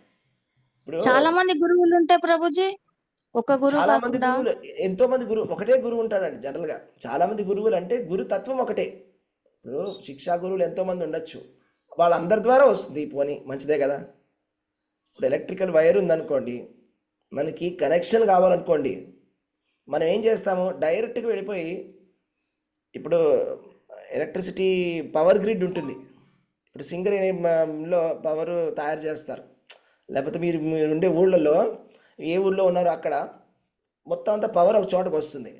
మీరు డైరెక్ట్గా అక్కడికి వెళ్ళిపోయి వైర్ వేసుకుంటారా? లేదు ప్రభు. ఏమొద్దు అట్లా వైర్ వేసుకుంటే కాలిపోతాం. కాలిపోతుంది, అంతా ఇల్లంతా కాలిపోతుంది. అలా అది ప్రాసెస్ కాదు, అది ప్రొసీజర్ కాదు. ప్రొసీజర్ ఏంటి? ఆ పవర్ గ్రిడ్ నుంచి ఇంకొక సబ్ గ్రిడ్కి వెళ్తుంది, ఆ సబ్ గ్రిడ్ నుంచి ఇంకొక సబ్ గ్రిడ్కి వెళ్తుంది, అక్కడ నుంచి ఆ లోకల్ ట్రాన్స్ఫార్మర్కి వస్తుంది, ఆ లోకల్ ట్రాన్స్ఫార్మర్ నుంచి ఇంకో ట్రాన్స్ఫార్మర్ వస్తుంది, ఆ ట్రాన్స్ఫార్మర్కి మీరు వైర్లు వేసుకోవాలి. అంతేనా? మా ఫాదర్ ఎలక్ట్రిక్ డిపార్ట్మెంట్ ఫాదర్, మాకు ఇవన్నీ తెలుసు. స్టేషన్ కి హెడ్ మా ఫాదర్, నాంపల్లి రైల్వే స్టేషన్ లో. అవునా Mataji? Okay, very good. Hare Krishna. So Hare అయితే కృష్ణ ప్రభుజీ, అంటే శిక్షా గురువు నుంచి కృప రావాలి ప్రభుజీ. ఫస్ట్ అవును, శిక్షా గురువు ద్వారా కృప వచ్చిందంటే ఆ తర్వాత ఆ శిక్షా గురువుల ద్వారా శ్రీకృష్ణ భగవానుడికి చేరుతుంది ప్రభుజీ. అసలు మనం భక్తి చేస్తున్నాము, భగవంతుడు అందరి మనసులో ఉన్నాడు. కానీ భగవంతుడికి ఎలా తెలుస్తుంది? కోర్స్ భగవంతుడు సర్వాంతర్యామి, అంతా తెలుస్తుంది భగవంతుడికి. కానీ భగవంతుడికి మన సేవ నచ్చిందో నచ్చలేదో ఎలా తెలుస్తుంది చెప్పండి? ఎలా తెలుస్తుంది? మీరు సేవ చేశారు, భగవంతుడు ప్రసన్నమయ్యాడో లేదో ఎలా తెలిసింది మీకు? మీకు ఎలా గురువు తెలుస్తుంది? ద్వారా మాత్రమే. గురువు ద్వారా మాత్రమే మనలోని ప్రభుజీ. పరమాత్మ గురువుకి ఇండికేట్ చేస్తారు. సో అలా గురు అర్థం. ద్వారా. Yes. గురువు దానికి ఒక happy feel శ్లోకం అవుతుంది. ఉందా చెప్పండి? మన మంగళారతిలో మనం ప్రతిరోజు చెప్పుకుంటాం ఒక శ్లోకం, దానికి సంబంధించినటువంటి శ్లోకం ఉంది. ఏంటి ప్రభుజీ? గురువాష్టకంలో భగవంతుడు ప్రసన్నమయ్యాడని ఏ విధంగా తెలుస్తుంది? జ్ఞానాంజన సలాకే. జ్ఞానాంజన సలక్లై. భగవత్ ప్రసాద్ గురువాష్టకంలో అడిగేది ప్రభు. గురువాష్టకంలో ఏవ గురువే భగవత్ ప్రసాద ప్రభు. యస్య ప్రసాదాత్ భగవత్ ప్రసాదో యస్యా ప్రసాదాత్ నగతి కుతోపి. యస్య ప్రసాదాత్ భగవత్ ప్రసాదో యస్యా ప్రసాదాత్ నగతి కుతోపి. అంటే యస్య ప్రసాదాత్ అయితే గురువు యొక్క ప్రసాదం, గురువు ఎప్పుడైతే ప్రసన్నంగా అవుతాడో, మన పట్ల ప్రసన్నుడు అవుతాడో, మనం చేసినటువంటి సేవకి గురువు ప్రసన్నుడు అయినంటే చాలా మంచి సేవ చేసామని గురువు చెప్పారంటే మనం చాలా ఆనందపడాలి ఆ రోజు నిజంగానే. ఎందుకంటే భగవత్ ప్రసాదం అంటే భగవంతుడు చాలా సంతృప్తి పొందాడు ఇవాళ అని మనం చాలా ఆనందపడాలి. యస్యా ప్రసాదాత్ భగవత్ నగతి కుతోపి. ఎప్పుడైతే గురువు నువ్వు ఈ సేవను సరిగా చేయలేదు అని చెప్పాడో మనం చాలా బాధపడాలి. ఎందుకు అంటే యస్యా ప్రసాదాత్ నగతి కుతోపి అంటే ఎప్పుడైతే కనుక గురువు అసంతృప్తి చెందుతాడో అంటే భగవంతుడు కూడా అసంతృప్తి చెందాడనేటువంటి విషయం అన్నమాట. సో అది గురు శిష్యుల మధ్యలో ఉండేటువంటి ఆ రిలేషన్షిప్ ఆ విధంగా ఉంటుంది అనమాట. భగవంతుడు ఏంటంటే ఎప్పుడు చూసేది ఏం చూస్తారంటే మీరు గురువు పట్ల ఏ విధంగా మంచిగా నడుచుకుంటున్నారా లేదా, మీరు చేసినటువంటి సేవకి గురువుకి నచ్చిందా లేదా అనేటువంటిది మొట్టమొదటి ముఖ్యమైనటువంటి విషయం అనమాట. మనం గురువు ఆజ్ఞని పక్కన పెట్టేసి మనం ఇతర ఎంతగా మనం ప్రయత్నం చేసినా, మనకు నచ్చినటువంటి సేవని ఎంత చేసినా కూడా అది భగవంతుడిని సంతృప్తిపరచదట. అదే మనం గురువు చెప్పినటువంటి ఆజ్ఞని కనుక చేసినట్లయితే భగవంతుడు చాలా చాలా సంతృప్తి పడతాడట. మనకి భగవంతుడే స్వయంగా చూపించాడు. భగవంతుడే స్వయంగా ఆయన సాందీపని ముని దగ్గర ఆయన శిష్యరీకం చేసినప్పుడు ఆయన ఏం జరిగింది అంటే ఒకరోజు ఆయన కట్టెలు తీసుకురామని చెప్పాడు యజ్ఞానికి. కట్టెలు తీసుకుని వెళ్ళిరామని చెప్తే అప్పుడు ఏం జరిగిందండి, కృష్ణుడు తన మిత్రుడు కూడా ఉన్నాడు. వర్షం పడుతుంది ప్రభు. పెద్ద వర్షం పడింది. అవును, పెద్ద వర్షం పడిపోయింది. వాళ్ళు పాపం ఎక్కడ వాళ్ళు ఏదో వనాల్లోకి వెళ్ళిపోయి అక్కడ ఇరుక్కుపోయి వాళ్ళు ఏం చేశారట, ఏదో చెట్టు ఎక్కేసి రాత్రంతా అక్కడే గడిపేశారు వానలో, వర్షంలో. అలాగే తడుస్తూ రాత్రంతా వాన, భయంకరమైన వానలో అలాగే నీళ్ళలో తడుస్తూ రాత్రంతా తడిసి వాళ్ళు వెనక్కి వచ్చి ఆ కట్టెలని గురువుకి ఇవ్వడం జరిగింది. అప్పుడు ఆ గురువుకి ఎంతో సంతోషం కలిగింది, చాలా బాధ కూడా కలిగింది. అయ్యయ్యో మిమ్మల్ని ఎంత ఇబ్బంది పెట్టేశాను అని, ఎంత ఇబ్బంది, ఎక్కడికి వెళ్ళిపోయారో, నేను ఎంత బాధపడుతున్నాను అని, మీరు వెనక్కి వచ్చారని నాకు ఎంత ఆనందంగా ఉందో అని వాళ్ళు చాలా ఆనందంగా ఎంతో ప్రేమతోటి అప్పుడు ఆ గురువు కృష్ణ భగవానుడికి ఆశీర్వాదం చేయడం జరిగిందనమాట. నీ యొక్క కీర్తి అనేది ప్రపంచం అంతా కూడా వెళ్తుంది, నీకు అనేది తిరుగనేదే ఉండదు అని చెప్పి గురువు యొక్క ఆశీర్వాదం అనేది భగవంతుడికి కృష్ణుడికి ఇవ్వడం జరిగింది. కృష్ణుడికి ఎటువంటి ఆశీర్వాదం అవసరం లేదు, కానీ ఆ లీలలో మీరు చూడండి, ఆ లీలలో కృష్ణుడు ఆ గురువుని ఎంతగా సంతృప్తిపరిచాడు అంటే ఇంకా గురువు చూసి ఎంతో ఆనందపడిపోయి ఇంకా నీకు ఎంతో మంచి జరుగుతుంది, నువ్వు ఏం చేసినా కూడా నీకు అసలు నీ కీర్తికి ఇంకా ఎటువంటి ఆటంకం అనేది లేదు, నువ్వు ఎప్పుడు విజయమే సాధిస్తావు, తీసుకోపో అని చెప్పేసి ఆయన ఇవ్వడం జరిగింది. సో ఈ విధంగా ప్రభుజీ ఇక్కడనే ఒక చిన్న స్టోరీ ఉంది. ఇద్దరు చెట్టెక్కి కూర్చుంటారు, బలరాముడు కృష్ణుడు. అయితే గురుమాతాజీ ఏం చేస్తుంది, 5 ముద్దలు అన్నం పెడుతుంది అనమాట. పెట్టి మీ ఇద్దరు షేర్ చేసుకొని తినండి అంటది. అయితే అంత వర్షంలో కూడా కృష్ణ భగవానుడు కిందికి దిగి వచ్చి బలరాముకి, ఎందుకు దిగుతున్నావు, చెట్టు ఎందుకు దిగుతున్నావు అంటే, గురుమాతాజీ చెప్పింది నీకు కొంచెం పెట్టి నేను కొంచెం తినమని. ఆయనకు కొంచెం ఫుడ్ ఇచ్చి మళ్ళా అంటే నా బ్రదర్ అన్నం తినాలి అన్నట్టు కృష్ణ భగవానుడు కష్టంలో కూడా అట్లా చేసింది అనమాట ఆ టైంలో. అదే గురువు యొక్క ఆజ్ఞని ఏ విధంగా పాటించాలని మనకు తెలిసేస్తుంది, అంతేనా? సో కాబట్టి గురువుని ఏం చేయాలి అంటే మనము చాలా చక్కగా సేవించాలి. ఈ గురు పరంపర, గురువు అనేది దీన్ని నెగ్లెక్ట్ చేయకూడదండి, చాలా ముఖ్యమైనటువంటిది గురు పరంపర. ఎందుకంటే ఇది వైదికమైనటువంటి పరంపర. భగవద్గీత అనేది గురు పరంపరలో వినాలి, గురు పరంపరలో చేయాలి. భగవంతుడి భక్తిని కూడా గురు పరంపరలోనే చేయాలండి. యాక్చువల్గా ప్రాసెస్ ప్రకారం మీరు ప్రొసీజర్ ప్రకారం, ప్రాసెస్ ప్రకారంగా మనం వెళ్ళాలి కృష్ణుడి దగ్గరికి. ఎందుకంటే మనం కృష్ణుడి దగ్గరికి వెళ్ళడం అనేది గురువు ద్వారానే వెళ్ళడం అనేది ప్రాసెస్. ఎవరైనా కూడా ఎప్పుడైనా కూడా ఏ భక్తుడైనా కూడా గురువు ద్వారానే వెళ్తాడు. మీకు తెలుసా భక్త తుకారాముడి గురువు ఎవరు తెలుసా మీకు? కొంతమంది అనుకుంటారు తుకారాంకి ఎవరు గురువు లేరని. భక్త తుకారాం గురువు ఎవరండి తెలుసా మీకు ఎవరు? లేదు ప్రభుజీ. శ్రీరాముడా? చైతన్య మహాప్రభు. ఎవరు చైతన్య ప్రభు? మహాప్రభు. దిగ్విజయ్ మహాప్రభు. చైతన్య మహాప్రభు, అవును. చైతన్య హరి చరితామృతంలో బోల్. హరి బోల్ ప్రభు. తెలియదు ప్రభుజీ ఇంతవరకు కూడా. హరే కృష్ణ.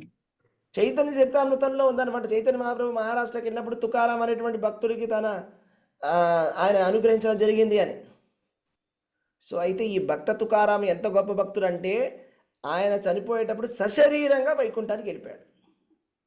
అంటే ఆయన అదే ఉన్న శరీరంతో అదే శరీరంతో వైకుంఠానికి, అలా వైకుంఠ విమానం అలా అందరు దిగి వస్తుంటే అందరు చూశారంట ఆయన వెళ్ళడం అని. గురువు లేకుండా ఎవరు కూడా భగవంతుడి ధామానికి వెళ్ళలేరు. ఇది చాలా ముఖ్యమైన విషయాన్ని మనం అర్థం చేసుకోవాలి.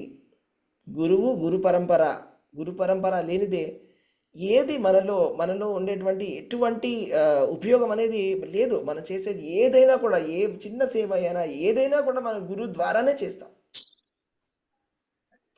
మీకు తెలుసా మనం పూజ చేసేటప్పుడు ఏ విధంగా పూజ చేస్తామండి? మీరు ప్రతిరోజు హారతి చేసేటప్పుడు ఎలా చేస్తారు చెప్పండి?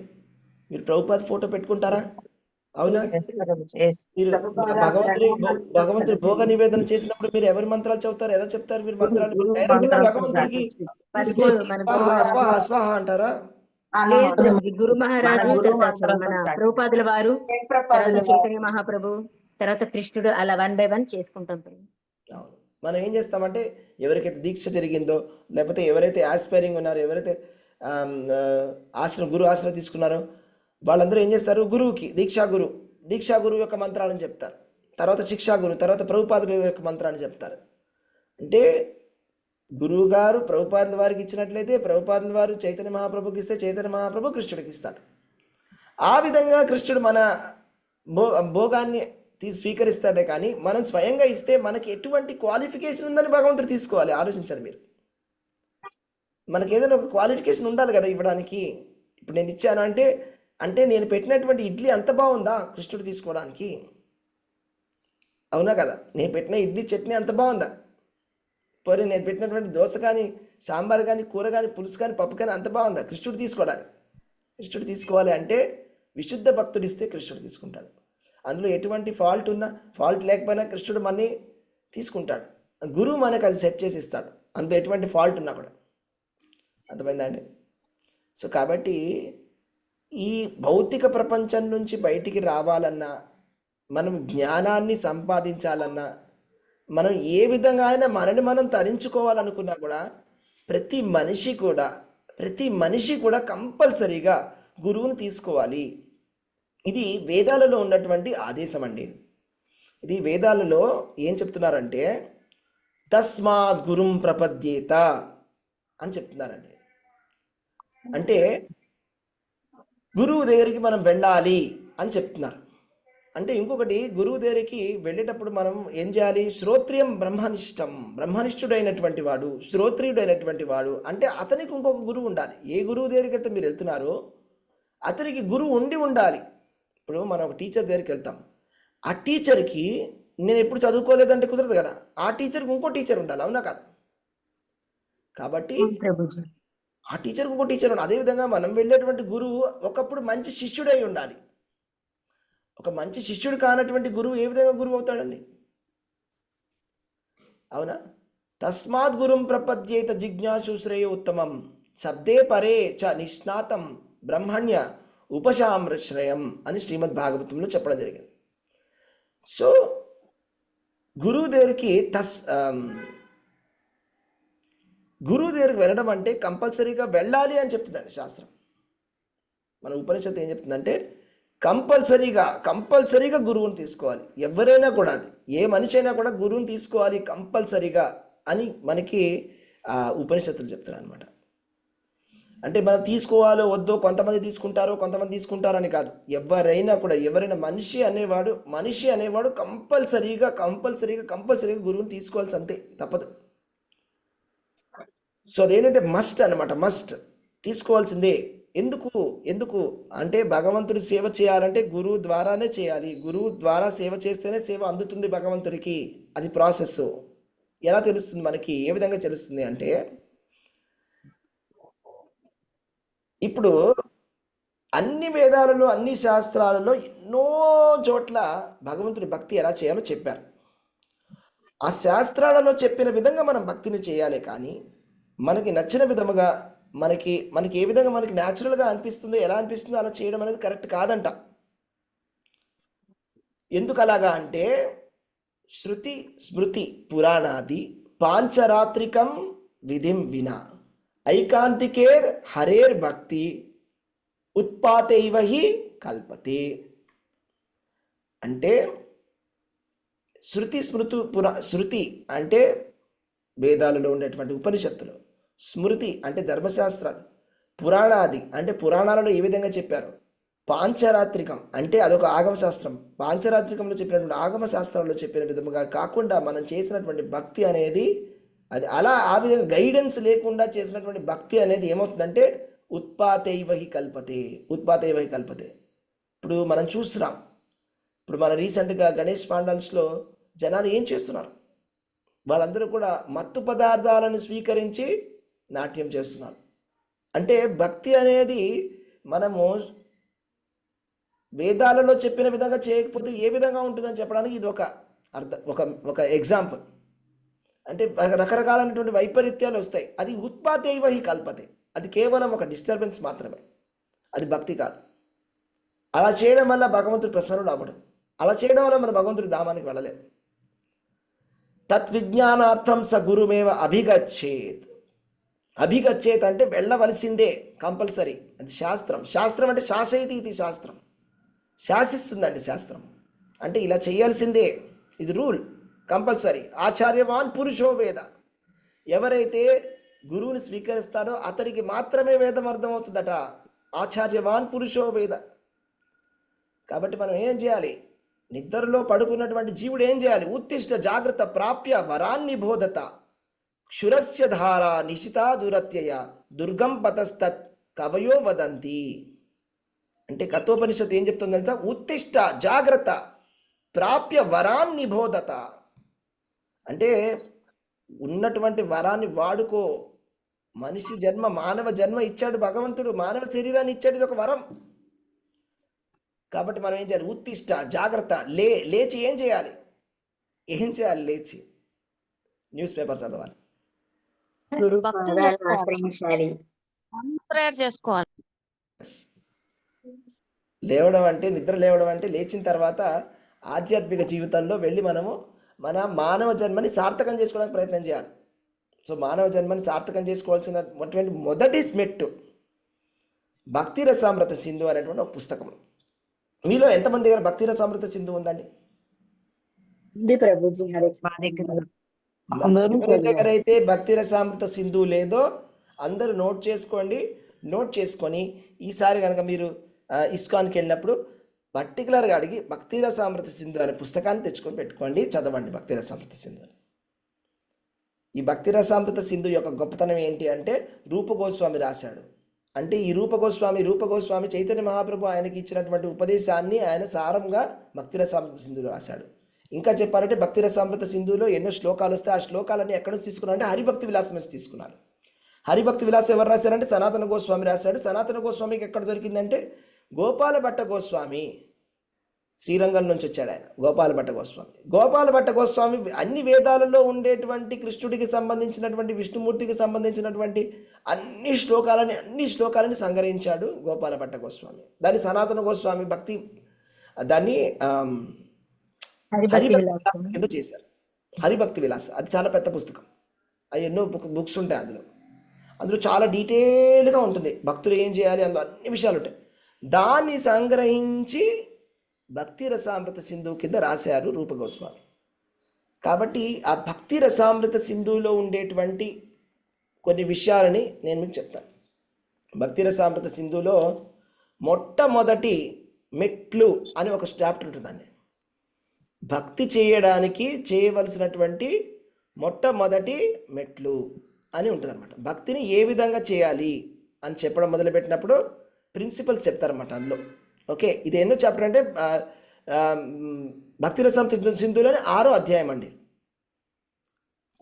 మొట్టమొదటిది ఫస్ట్ 3 ఏంటో తెలుసా? ఎవరికైనా తెలుసా? ఫస్ట్ 3 ఇన్స్ట్రక్షన్స్ భక్తి ఎలా చేయాలని చెప్తాడు రూప గోస్వామి.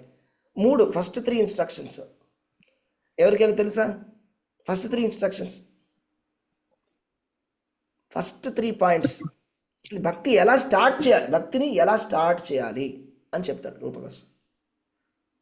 అన్యాభిలాషిత జ్ఞాన కర్మ చ కాదు, సాధన చెప్పండి.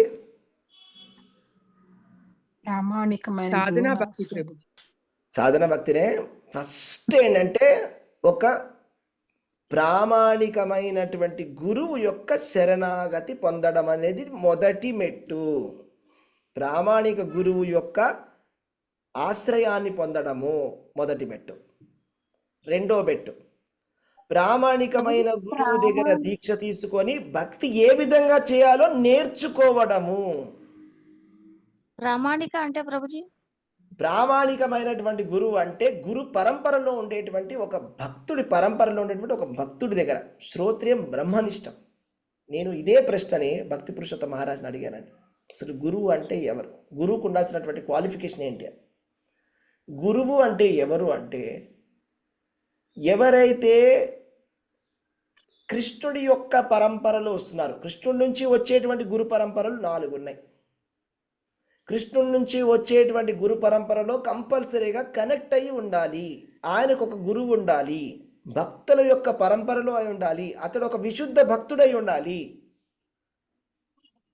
అతడిలో ఇంకా ఎటువంటి వేగాలు అనేవి ఉండకూడదు. వాచో వేగం, ఉదరాపాస్త వేగం, జివ్వా వేగం అంటే మనసులో ఉండేటువంటి క్రోధ వేగము కానీ, నాలుకలో ఉండేటువంటి వేగము కానీ, ఎటువంటి వేగాలైనా కూడా ఇవన్నీ కూడా ఉండకూడదు. శ్రోత్రం ఇంకా బ్రహ్మనిష్ఠుడై ఉండాలి. బ్రహ్మనిష్ఠుడై ఉండాలంటే ఏంటంటే నిరంతరము కృష్ణుడి యొక్క స్మరణ చేస్తుండాలి. నిరంతరము కృష్ణుడి యొక్క స్మరణ చేసేటువంటి వాడే ఎవరైతే మనకి కృష్ణనామం చేయమని చెప్తున్నాడో, నిరంతరం కృష్ణుడి భక్తులు నిరంతరం ఉన్నటువంటి వాళ్ళనే మనము దీక్షా గురువు కింద స్వీకరించాలి. అతడే ప్రామాణికమైనటువంటి గురువు. అయితే ఒక మంచి హరే కృష్ణ, దయచేసి మ్యూట్ చేసుకోండి అందరూ. చాలా ముఖ్యమైనటువంటి విషయం చెప్తాను మీకు. కిబా విప్ర కిబా న్యాసి శూద్రకేన నాయ్ ఏ కృష్ణతత్వవేత్త సై గురు హాయ్. గురువు అంటే ఎవరు? చాతుర్వర్ణాలకి బ్రాహ్మణుడు గురువు, 4 ఆశ్రమాలకి సన్యాసి గురువు. అయితే మనం వెళ్ళి ఒక బ్రాహ్మణుడి దగ్గర దీక్ష తీసుకోవాలా, లేకపోతే సన్యాసి దగ్గర దీక్ష తీసుకోవాలా? ఇద్దరి దగ్గర కాదట. కిబా విప్ర కిబా న్యాసి శూద్రకేన నాయ్. విప్రుడు కాదు, సన్యాసి కాదు, శూద్రుడు కాదు, ఎవరైనా కూడా ఏ కృష్ణతత్వవేత్త సై గురు హాయ్ అంటే దాని అర్థం ఏంటి? ఎవరికైతే కృష్ణతత్వం తెలుసో అతడు మాత్రమే గురువు. కృష్ణతత్వం తెలిసిన వాడు మాత్రమే గురువు. కృష్ణతత్వం తెలియనివాడు గురువు కాదు. అర్థమవుతుందండి? కాబట్టి నేను మొదటి మెట్టు ఏం చెప్పానంటే భక్తి చేయడంలో ఉండేటువంటి మొదటి మెట్లు. భక్తి రసామృత సింధు అంటే ఏంటి తెలుసా? అది ఒక సాగరం, అదొక సముద్రం. భక్తి రసామృత సింధు, అది సింధు అంటే ఒక సముద్రం. ఆ సముద్రంలో లోతుగా వెళ్తే అక్కడ తిమింగళాలు ఉంటాయి కొన్ని. ఆ తిమింగళాలు ఎవరు అంటే గొప్ప గొప్ప ఆచార్యులు అనమాట. వాళ్ళు లోపలికి వెళ్ళిపోయి వాళ్ళు మునిగి తేలుతూ ఉంటారు అనమాట భక్తి రసామృతంలో. అలా ప్రేమ అనేటువంటి సాగరంలో ఉంటారు. అంటే అది లాస్ట్ స్టేజ్ ప్రేమ. ఫస్ట్ స్టేజ్ ఏంటంటే శ్రద్ధ, అంటే నమ్మకం, కొంచెం శ్రద్ధ. నాకు నమ్మకం కలిగింది. ఫస్ట్ స్టెప్ సాధు సంఘ, తర్వాత వెళ్ళి భక్తులతో కలిసాం, తర్వాత భజన క్రియ, మనం జపం మొదలుపెట్టాం. అలాగా ఒక్కొక్క స్టెప్ వేస్తే లాస్ట్కి ప్రేమ వస్తుంది. కాబట్టి ఈ స్టెప్పులన్నీ వేయడానికి మొట్టమొదటిగా ఇక్కడ మనకి రూపగోస్వామి చెప్తున్నాడు. రూపగోస్వామి రాసినటువంటి భక్తిరథ సింధులో నీకు ప్రేమ కావాలి అంటే ప్రేమ వరకు వెళ్ళడానికి ఫస్ట్ వేయాల్సిన మొదటి స్టెప్ ఏంటంటే గురువు యొక్క శరణాగతి పొందడం. మొదటి స్టెప్. రెండో స్టెప్ ప్రామాణికమైనటువంటి గురువు దగ్గర దీక్ష తీసుకొని భక్తి ఎలా చేయాలో నేర్చుకోవాలి. ఎందుకంటే భక్తి చేయడం ఎందుకు నేర్చుకోవాలి చెప్పండి? అందరికి ఎవరికి మనకు తెలియదా?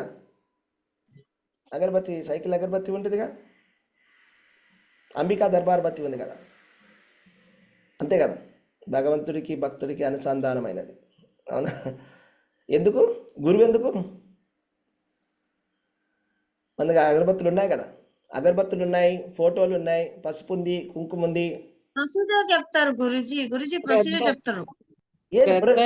మనకు తెలియదు ఆ ప్రొసీజరు. మీ క్యాసెట్ కొనుక్కోండి, క్యాసెట్లు చాలా ఉన్నాయి కదా, సత్యనారాయణ వ్రతం ఎలా చేయాలి, ఇది ఎలా చేయాలి, అలా చేయాలి. ప్రాక్టికల్ మీద కల్పవ్రతం కొనుక్కోండి, పుస్తకాలు ఉన్నాయి. కల్పవ్రతం ఉంది, పుస్తకాలు చదువుకోండి. క్యాసెట్లు ఉన్నాయి, క్యాసెట్లు పెట్టుకోండి. పసుపు ఉంది, కుంకుమ ఉంది, పూజా స్టోర్స్ ఉన్నాయి, అగరబత్తులు ఉన్నాయి, అన్నీ ఉన్నాయి, ఫోటోలు ఉన్నాయి, అన్ని పెట్టేసుకొని చేసేసుకోండి. ఎందుకు అపరాధాలు చెప్తారు, అపరాధాలు ఇలా చేయాలి ఇలా చేయకూడదు. అదే మరి. మనలో ఉన్న కల్మషాలని తీసేస్తారు ప్రభుజీ గురువు, ఆధ్యాత్మిక గురువు. హరే కృష్ణ. ఫస్ట్ మనము నేర్చుకోవాలండి, ఫస్ట్ నేర్చుకొని చేయాలండి. ఏ పనైనా కూడా ఫస్ట్ నేర్చుకొని చేయాలి, అవునా? ఫస్ట్ మనం నేర్చుకొని చేస్తాం ఏదైనా కూడా. ఇప్పుడు చాలా ఏదైనా చిన్న పని, ఏదైనా పనికి మాలిన పని అయితే అది వేరే విషయం. కానీ ఒక చాలా సీరియస్ పని చేస్తున్నాం అనుకోండి, సపోజ్ ఒక డాక్టర్ సర్జరీ చేయాలనుకోండి, ఇప్పుడు ఐ సర్జన్ కానీ హార్ట్ సర్జన్ కానీ సర్జరీ చేయాలంటే ఫస్ట్ నేర్చుకోవాలా? నేర్చుకోవాలి ప్రభుజీ. నేర్చుకోవాలి, ప్రాక్టీస్ చేయాలి, కరెక్షన్స్ తీసుకోవాలి, అప్పుడు చేయాలి. అది కదా ప్రొసీజర్ అనేది. అంతేగాని నేను నేర్చుకోను, నాకు నచ్చినట్టు నాకు తెలుసు, నాకు ఎవరు చెప్పారు, నాకు చెప్పినట్టు నేను నచ్చినట్టు నేను చేసుకుంటూ పోతానంటే ఏం జరుగుతుంది? ఎటో వెళ్ళిపోతుంది. ఏదో ఒకటి చేసేస్తే ఏదో అవుతుంది. మనకు రావాల్సిన రిజల్ట్ రాదు కదా. మనకు కావాల్సిన రిజల్ట్ ఏంటి? మనకి ప్రేమ కావాలి. మనకు రావాల్సిన రిజల్ట్ ఏంటి? మనం భగవంతుడి ధామానికి వెళ్ళాలి. మనకు కావాల్సిన రిజల్ట్ మనకు కావాలి అంటే మనకు చేయాల్సిన విధంగా మనం చేయాలి. తెలియకుండా తప్పులు చేస్తున్నాము, ఎవరికి తెలుసు? ఎంతోమంది కొంతమంది నేను కలిశాను, వాళ్ళు ఏం చెప్తున్నారు తెలుసా? ఏకాదశి నాడు మనం అటుకులు తినవచ్చు అని. నేను అడిగాను, అటుకులు ఎందుకు తినవచ్చు అని. వాళ్ళు చెప్పారు, ఒక లాజిక్ చెప్పారు. ఎవరికైనా తెలుసా ఆ లాజిక్ ఏంటో? స్వామికి ఇష్టమైన పదార్థం. ఎస్ ప్రభుజీ, అన్నంని భిన్నం చేస్తే అది ఉపవాసం కిందికి వస్తుంది అని చెప్పేసి అంటారు ప్రభుజీ. ఓకే, కానీ అయినా అటుకులు తినకూడదు మాతాజీ, అది రైస్ కింద లెక్క వస్తుంది. గ్రెయిన్ కింద కొంతమంది టిఫిన్ తింటారు, పలహారం తింటారు. వస్తాయండి. హరే కృష్ణ. ఏమండి, ధాన్యం అది కదా, ధాన్యం. కుచేలుడు అటుకులు ఇచ్చే కదా ప్రభుజీ కృష్ణ అదిగో భగవాన్. అదే ఇది చూసారా? ఇదే మన ప్రాబ్లం. కుచేలుడు అటుకులు ఇచ్చాడు, అటుకులు తినచ్చు. ఇక్కడే ఉంది మన ప్రాబ్లం. అందుకోసమే మన గురువు కావాలి. గురువు ఎందుకు కావాలంటే ఫస్ట్ ఇవన్నీ మనలో ఉండే మిస్టేక్స్ని ఐడెంటిఫై చేసి తప్పు అని చెప్తారు. ఇది కరెక్ట్ కాదు, ఇది కరెక్ట్ కాదు, ఇలా చేయొద్దు, ఇలా చేయొద్దు, ఇలా చేయొద్దు. అవును, చాలా మంది ఇంట్లో లడ్డు గోపాలు తెచ్చుకుంటారు, అవునా? చూడంగానే లడ్డు గోపాలు చూడంగానే బాగుంది లడ్డు గోపాల్ తెచ్చుకుంటారు. మీరు లడ్డు గోపాల్ ఇంటికి తెచ్చుకున్నారు. లడ్డు గోపాల్ అంటే ఏంటి? కృష్ణుడు, బాలకృష్ణుడు. ఇప్పుడు చిన్న పిల్లవాడిని ఎలా చూసుకోవాలి? ఎంతో ప్రేమగా జాగ్రత్తగా అపురూపంగా చూసుకోవాలి. చాలా జాగ్రత్త. ఎన్నిసార్లు భోజనం పెట్టాలి? 3-4 సార్లు పెట్టాలి, అవసరమైతే ఎలా సేవ చేయాలి? పెట్టాలి. అవునా? ఇంట్లో వదిలేసి వెళ్ళిపోవచ్చా? పోకూడదు. పాలన అన్ని చూడాలి. మరి ఇది ఎవరు చెప్తారు? గురువు చెప్తారు. సో అదే మనకి తెలియకుండానే మనం చాలా తప్పులు చేస్తామండి, తెలియకుండా. ఇప్పుడు ఫర్ ఎగ్జాంపుల్ శారీగ్రామశీలను తెచ్చుకోవచ్చా? తెచ్చుకోవడం అంటే దానికి ఒక ప్రొసీజర్ ఉంటుంది. ఎలా పూజ చేయాలి దానికి ప్రొసీజర్ ఉంటుంది. దానికి ఒక ప్రొసీజర్ అని ఉంటుంది. ఎందుకంటే ప్రొసీజర్ లేకుండా మనం చేస్తే కనుక భక్తి అది తిప్పి కొడుతుంది, అది రిజల్ట్ కరెక్ట్గా రాదు, తప్పది. ఎందుకంటే మనం ప్రతిరోజు మీరు ఆలోచించండి, సింపుల్ విషయం, మీకు చాలా సింపుల్ విషయం చెప్తాను. మీరు ఓకే, మీ ఇంట్లో వాళ్ళకే ప్రతిరోజు మీకు నచ్చనిది ఒక పని చేస్తున్నారు, మీకు ఒక పని ఇష్టం లేదు, ఓకే, మీకు ప్రాసెస్ అంటే ఇష్టం, మీరు ప్రొసీజర్ ఇలా చెప్తారండి, చూడమ్మా ఇలా చేయాలి ఇలా చేయాలి ఇలా చేయాలని చెప్తారు. చెప్పినా కూడా ప్రతిరోజు తప్పు చేశారనుకోండి, ఎవరైనా మీ ముందే ప్రతిరోజు తప్పు చేస్తారు, ప్రతిరోజు తప్పు చేసి మీకు పెడతారు, మీకు ఎలా అనిపిస్తుంది? బాధేస్తుంది, కోపం వస్తుంది, ఫ్రస్ట్రేట్ అవుతారా? భగవంతుడి కోపం రాదు, ఎందుకంటే భగవంతుడికి చాలా చాలా సహనం ఉంది కాబట్టి. కానీ ప్రసన్నుడైతే అవ్వడు, అవునా? మనం కంటిన్యూస్గా దోషాలు చేస్తూనే ఉన్నాం అనుకో, దోషాలు అంటే తెలుసుకోకుండా చేస్తే అది వేరే విషయం. నాకు తెలుసుకోవడానికి కూడా నాకు ఇంట్రెస్ట్ లేదు, నువ్వు ఏదైనా చేసుకొని నేను ఇలాగే చేస్తాను, నా ఇష్టం ఇది, నేను ఇలాగే నేర్చుకున్నా, నేను ఇలాగే చేస్తా పో అన్నట్లయితే ఎట్లయితుంది అది భక్తి? మనము నామజపం చేయాలన్నా కూడా దానికి కొన్ని అపరాధాలు లేకుండా చేయాలి. నామ అపరాధం చేస్తే ఏమవుతుంది? భగవంతుడి నామాన్ని ఒక పక్కనేమో హరే కృష్ణ మహామంత్రం చెప్తున్నాము, ఒక పక్కనేమో మనమేమో భక్తులను దూషిస్తూ కృష్ణుడు ఒకటే, ఈ దేవుడు ఒకటే, ఆ దేవుడు ఒకటే అంటున్నాము. ఇవన్నీ కూడా అపరాధాలు కదా. నామ అపరాధంతో చేసేటువంటి నామము అసలు ఎప్పటికీ ఎన్ని జన్మలైనా కూడా దానివల్ల ఏం ఫలితం రాదని చెప్తున్నారు. ఉపయోగం ఉండదు ప్రభుజీ. హరే ఉపయోగం కృష్ణ. ఉండదు. నామ అపరాధంతో చేసేటువంటి నామము దానివల్ల ఉపయోగం లేదు. కాబట్టి ఇది ఎవరు చెప్తారు? ఫస్ట్ మనకి గురువే చెప్తాడు. గురువు చెప్తాడు మనకి ఇలా చేయకూడదు, ఇది తప్పు. ఫస్ట్ నేర్చుకోవాలి. భక్తి ఎలా చేయాలో ఫస్ట్ నేర్చుకో. భక్తి ఇలా చేయాలి అని మనం తెలుసుకోవాలి. కాబట్టి రెండోది ఏంటంటే ఒక గురువు దగ్గర దీక్ష తీసుకోవడం అనేది రెండో విషయం. దీక్ష తీసుకోవడం అంటే ఏంటి? దీక్ష అంటే ఏంటి అర్థం? అంటే ఒక ప్రాసెస్ని మనం ఒక కమిట్మెంట్ కింద తీసుకుంటున్నాం అనమాట. అంటే నేను ఇది తీసుకుంటున్నాను. ఫర్ ఎగ్జాంపుల్, మనం ఒక కాలేజ్లో ఎంట్రీ అవుతాం. నేను ఈ కాలేజ్లో అడ్మిషన్ తీసుకున్నాను అని చెప్తున్నాను అనమాట. ఇప్పుడు నేను ఇంజనీరింగ్ కాలేజ్లో అడ్మిషన్ తీసుకున్నాను అనుకోండి, అప్పుడు నేను 4 సంవత్సరాల తర్వాత ఇంజనీర్ అవ్వడానికి అవకాశం ఉంది. ఒప్పుకుంటారా? మన బాధ్యత అంతా వాళ్ళు తీసుకుంటారు, గురువు తీసుకుంటారు, వాళ్ళు సర్టిఫై చేస్తారు. నేను ఆ 4 సంవత్సరాలు జాగ్రత్తగా చదివితే, పాస్ అయితే డిగ్రీ వస్తుంది. నేను కాలేజ్లో అడ్మిషనే తీసుకోను, కానీ నేను ఇంజనీర్ అని చెప్పుకుంటాను. మీరు ఒప్పుకుంటారా? ఒప్పుకోరు ప్రభుజీ. హరే ఎలా కుదురుతుంది? పోలీసు వాళ్ళు పట్టుకపోతారు ఫేక్ సర్టిఫికేట్ పెట్టినావు అని. అదే ఫేక్ సర్టిఫికేట్ అవుతుంది. ఫేక్ సర్టిఫికేట్ పెట్టుకున్నట్టు తిరిగినట్లే. అదేవిధంగా మనం భక్తి జీవితంలో కూడా నేను భక్తుడిని, భగవంతుడు నా సేవని స్వీకరించాలి, నేను భగవంతుడి ధామానికి వెళ్ళాలి అంటే మనకి ఫేక్ సర్టిఫికేట్ సరిపోదు. మనకు ఒరిజినల్ ఫస్ట్ ఆఫ్ ఆల్ మనం అడ్మిషన్ తీసుకొని ఉండాలి. అడ్మిషన్ తీసుకోవాలి. అడ్మిషన్ ఒకటే సరిపోదు. మళ్ళీ నాకు ఒక అడ్మిషన్ ఉంది అయిపోయిందంటే సరిపోదు. అడ్మిషన్ తీసుకోవాలి, చదవాలి కూడా. అదేవిధంగా మనం గురువు దగ్గర దీక్ష తీసుకోవాలి. గురువు దీక్ష చేసిన తర్వాత గురువు ఏ విధంగా చెప్తాడో భక్తిని అది మనం నేర్చుకోవాలి. అది మూడోది ఏంటంటే గురువు చెప్పినటువంటి ఆజ్ఞని చాలా విశ్వాసంతో, శ్రద్ధతోటి, భక్తితోటి పాటించాలి. అది మూడో విషయం. చాలా కష్టంగా ఉంది వినడానికి, అవునా? ఎవరో మనిషిని నేను ఎందుకు గ్రహించాలి అని అనిపిస్తుందా? మనకు అనిపిస్తుందా? అతను కూడా ఒక మనిషి. నేను మనుషుల్ని ఒప్పుకోనండి, నేను భగవంతుని పూజిస్తా. మనుషుల ద్వారా నేను వెళ్ళను. ఎందుకు నేను మనిషి ద్వారా వెళ్ళాలి? నేను భగవంతుడి దగ్గరికి స్ట్రైట్గా వెళ్తాను. ఇది తప్పు. ఎందుకంటే గురువుని మనిషి అని అనుకోవడమే మొట్టమొదటి అపరాధం. గురోర్ నరమతి. ఎవరైతే గురువు మనిషి అంటాడో అతడు నరకవాసి, అంటే అతను నరకానికి వెళ్ళడం అనేది గ్యారంటీ అని. అంటే మన కాన్షియస్నెస్సే నరక కాన్షియస్నెస్లో ఉందని. ఫస్ట్ గురువుని ఎప్పుడు కూడా ప్రామాణికమైనటువంటి గురువు అతడు ఏంటంటే ఎప్పుడు కూడా భగవంతుడి భక్తి చేయడం వల్ల అతడు భగవంతుడికి చాలా ప్రియతమైనటువంటి భక్తుడు, అవునా? మనకి మాణి గురువాష్టకంలో ఏం చెప్పుకుంటాం మనం? చెప్పండి. గురువుని ఎందుకు మనము కృష్ణుడితో సమానంగా చూడాలి? సాక్షాత్ హరిత్వేన సమస్త శాస్త్రై ఉక్తస్తథాభావ యతయేవ సద్భిర్ కింతు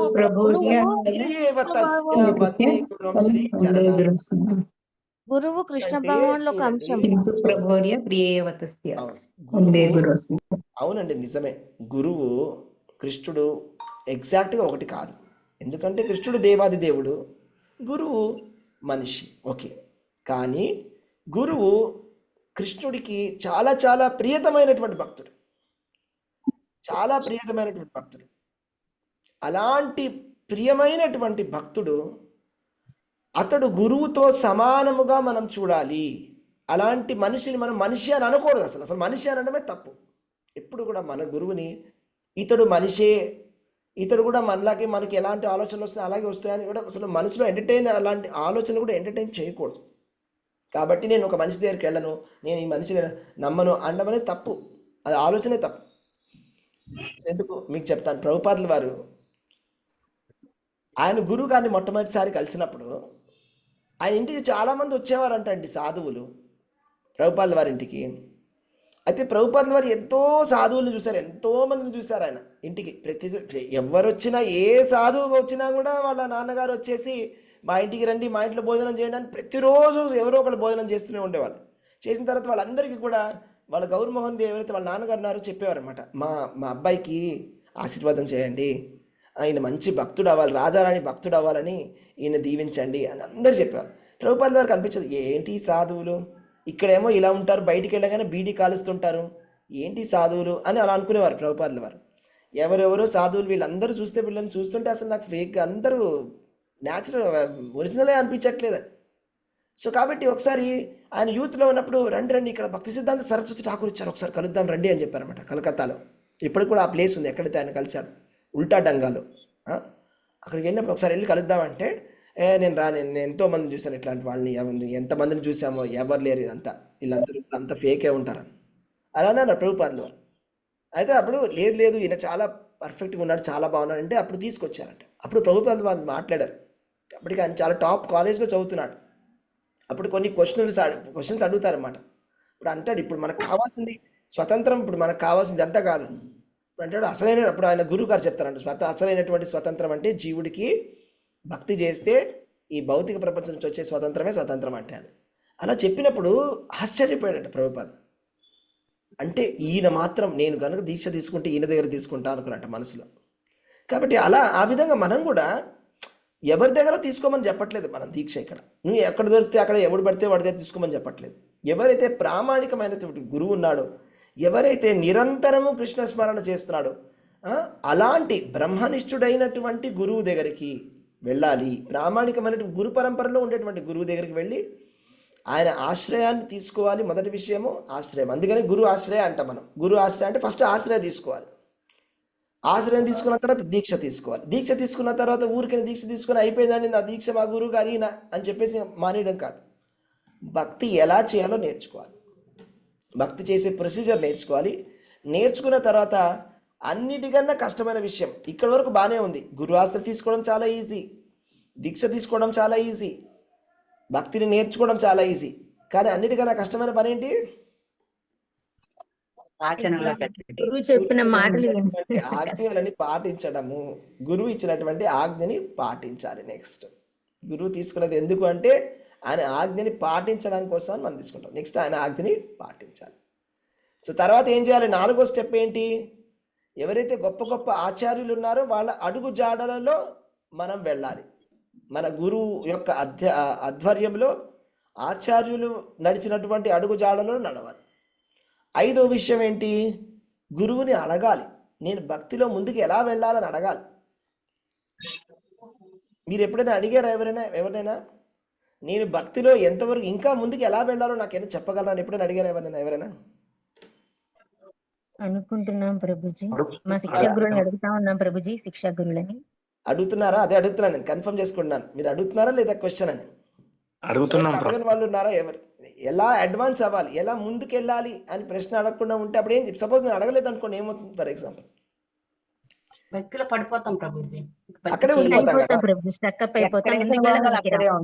లక్క ఎక్కడ వేసిన గొంగలు అక్కడే ఉంటుంది. నేను చేసి అనుకుంటాను తెలియదు ప్రభుజీ ఏం చేయాలి, ఎలా ఫాలో అవ్వాలి. ఇప్పుడు ఎవరు మనకి ఫీడ్బ్యాక్ ఇవ్వకపోతే మనకి ఎలా తెలుస్తుందండి మనం భక్తి నేను కరెక్ట్గా చేస్తున్నానా లేదా, ప్రాసెస్ ఏంటి, నాలో ఏమైనా మార్పు వచ్చిందా లేదా, నేను ఇంకా భక్తిలో అడ్వాన్స్ ఎలా అవ్వాలి, నా స్టేజ్ ఏంటి అని ఎవరైనా చెప్పాలి కదా. నేనే ఎలా చెప్పేసుకుంటాను? నాకు నేనే సెల్ఫ్ సర్టిఫికేషన్ ఎట్లా అవుతుందండి?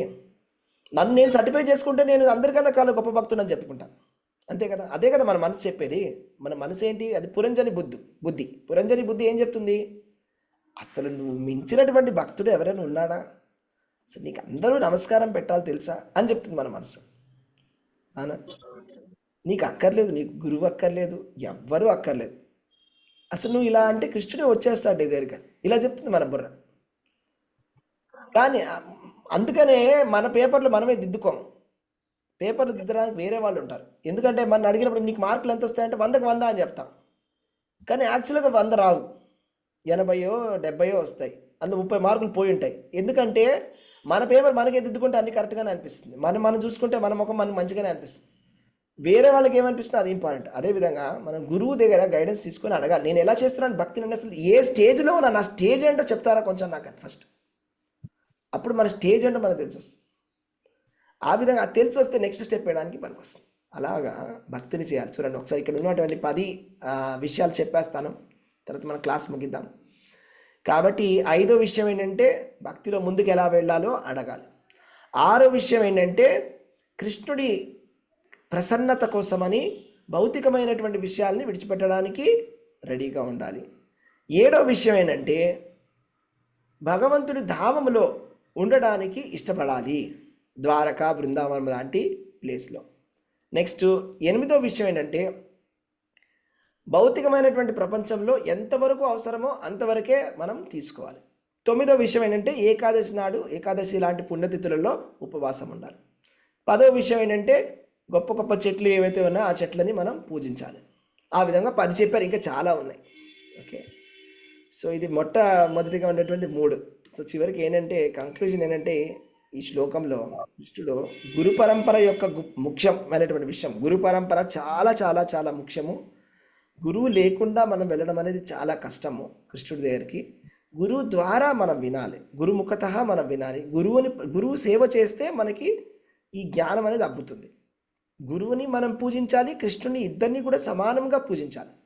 అలా పూజించడం వల్ల మనకి ఏమవుతుందంటే మనము చాలా ముందుకు వెళ్తాం.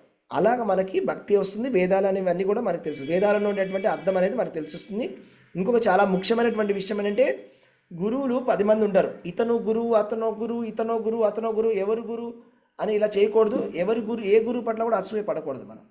ఆ గురువా, అతనేం గొప్ప కాదు, మా గురువు గొప్ప, ఇది కూడా తప్పు. నీకు అర్థమవుతుందా? మా గురువు గారు గొప్ప, మీ గురువు గారు ఏం గురువు గారు, ఆయన గురువు గారు అలా అనుకోకూడదు, తప్పు. ఎవరైనా కూడా ప్రామాణికమైన గురువు అయితే అంత గురువు ఒకడే. ప్రభుపాదులు వారు చెప్తారన్నమాట, గురువు ఎప్పుడైనా కూడా ఒకడే, గురువు అంతా కూడా ఒకడే. మీకు ఎంతోమంది కింద కనిపిస్తున్నారు కానీ గురువు ఉన్నది ఒకడే, ఒక గురువు. ఓకే, వాళ్ళందరూ కూడా భగవంతుడి ప్రతినిధులు. చైత్య గురువు మొట్టమొదటి గురువు ఎవరంటే కృష్ణ భగవానుడు. ఆ గురువు మన కృష్ణ భగవానుడే భౌతిక ప్రపంచంలో మన కంటి ముందు మనని తరించడానికి మనిషి రూపంలో గురువు కింద వస్తాడు. ఎంత అద్భుతం అండి, అసలు ఎంత అద్భుతం.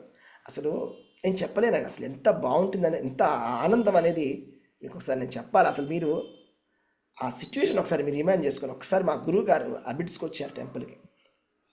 అబిడ్స్ టెంపుల్కి వచ్చినప్పుడు ఆయన సేవకి అని పిలిచారు.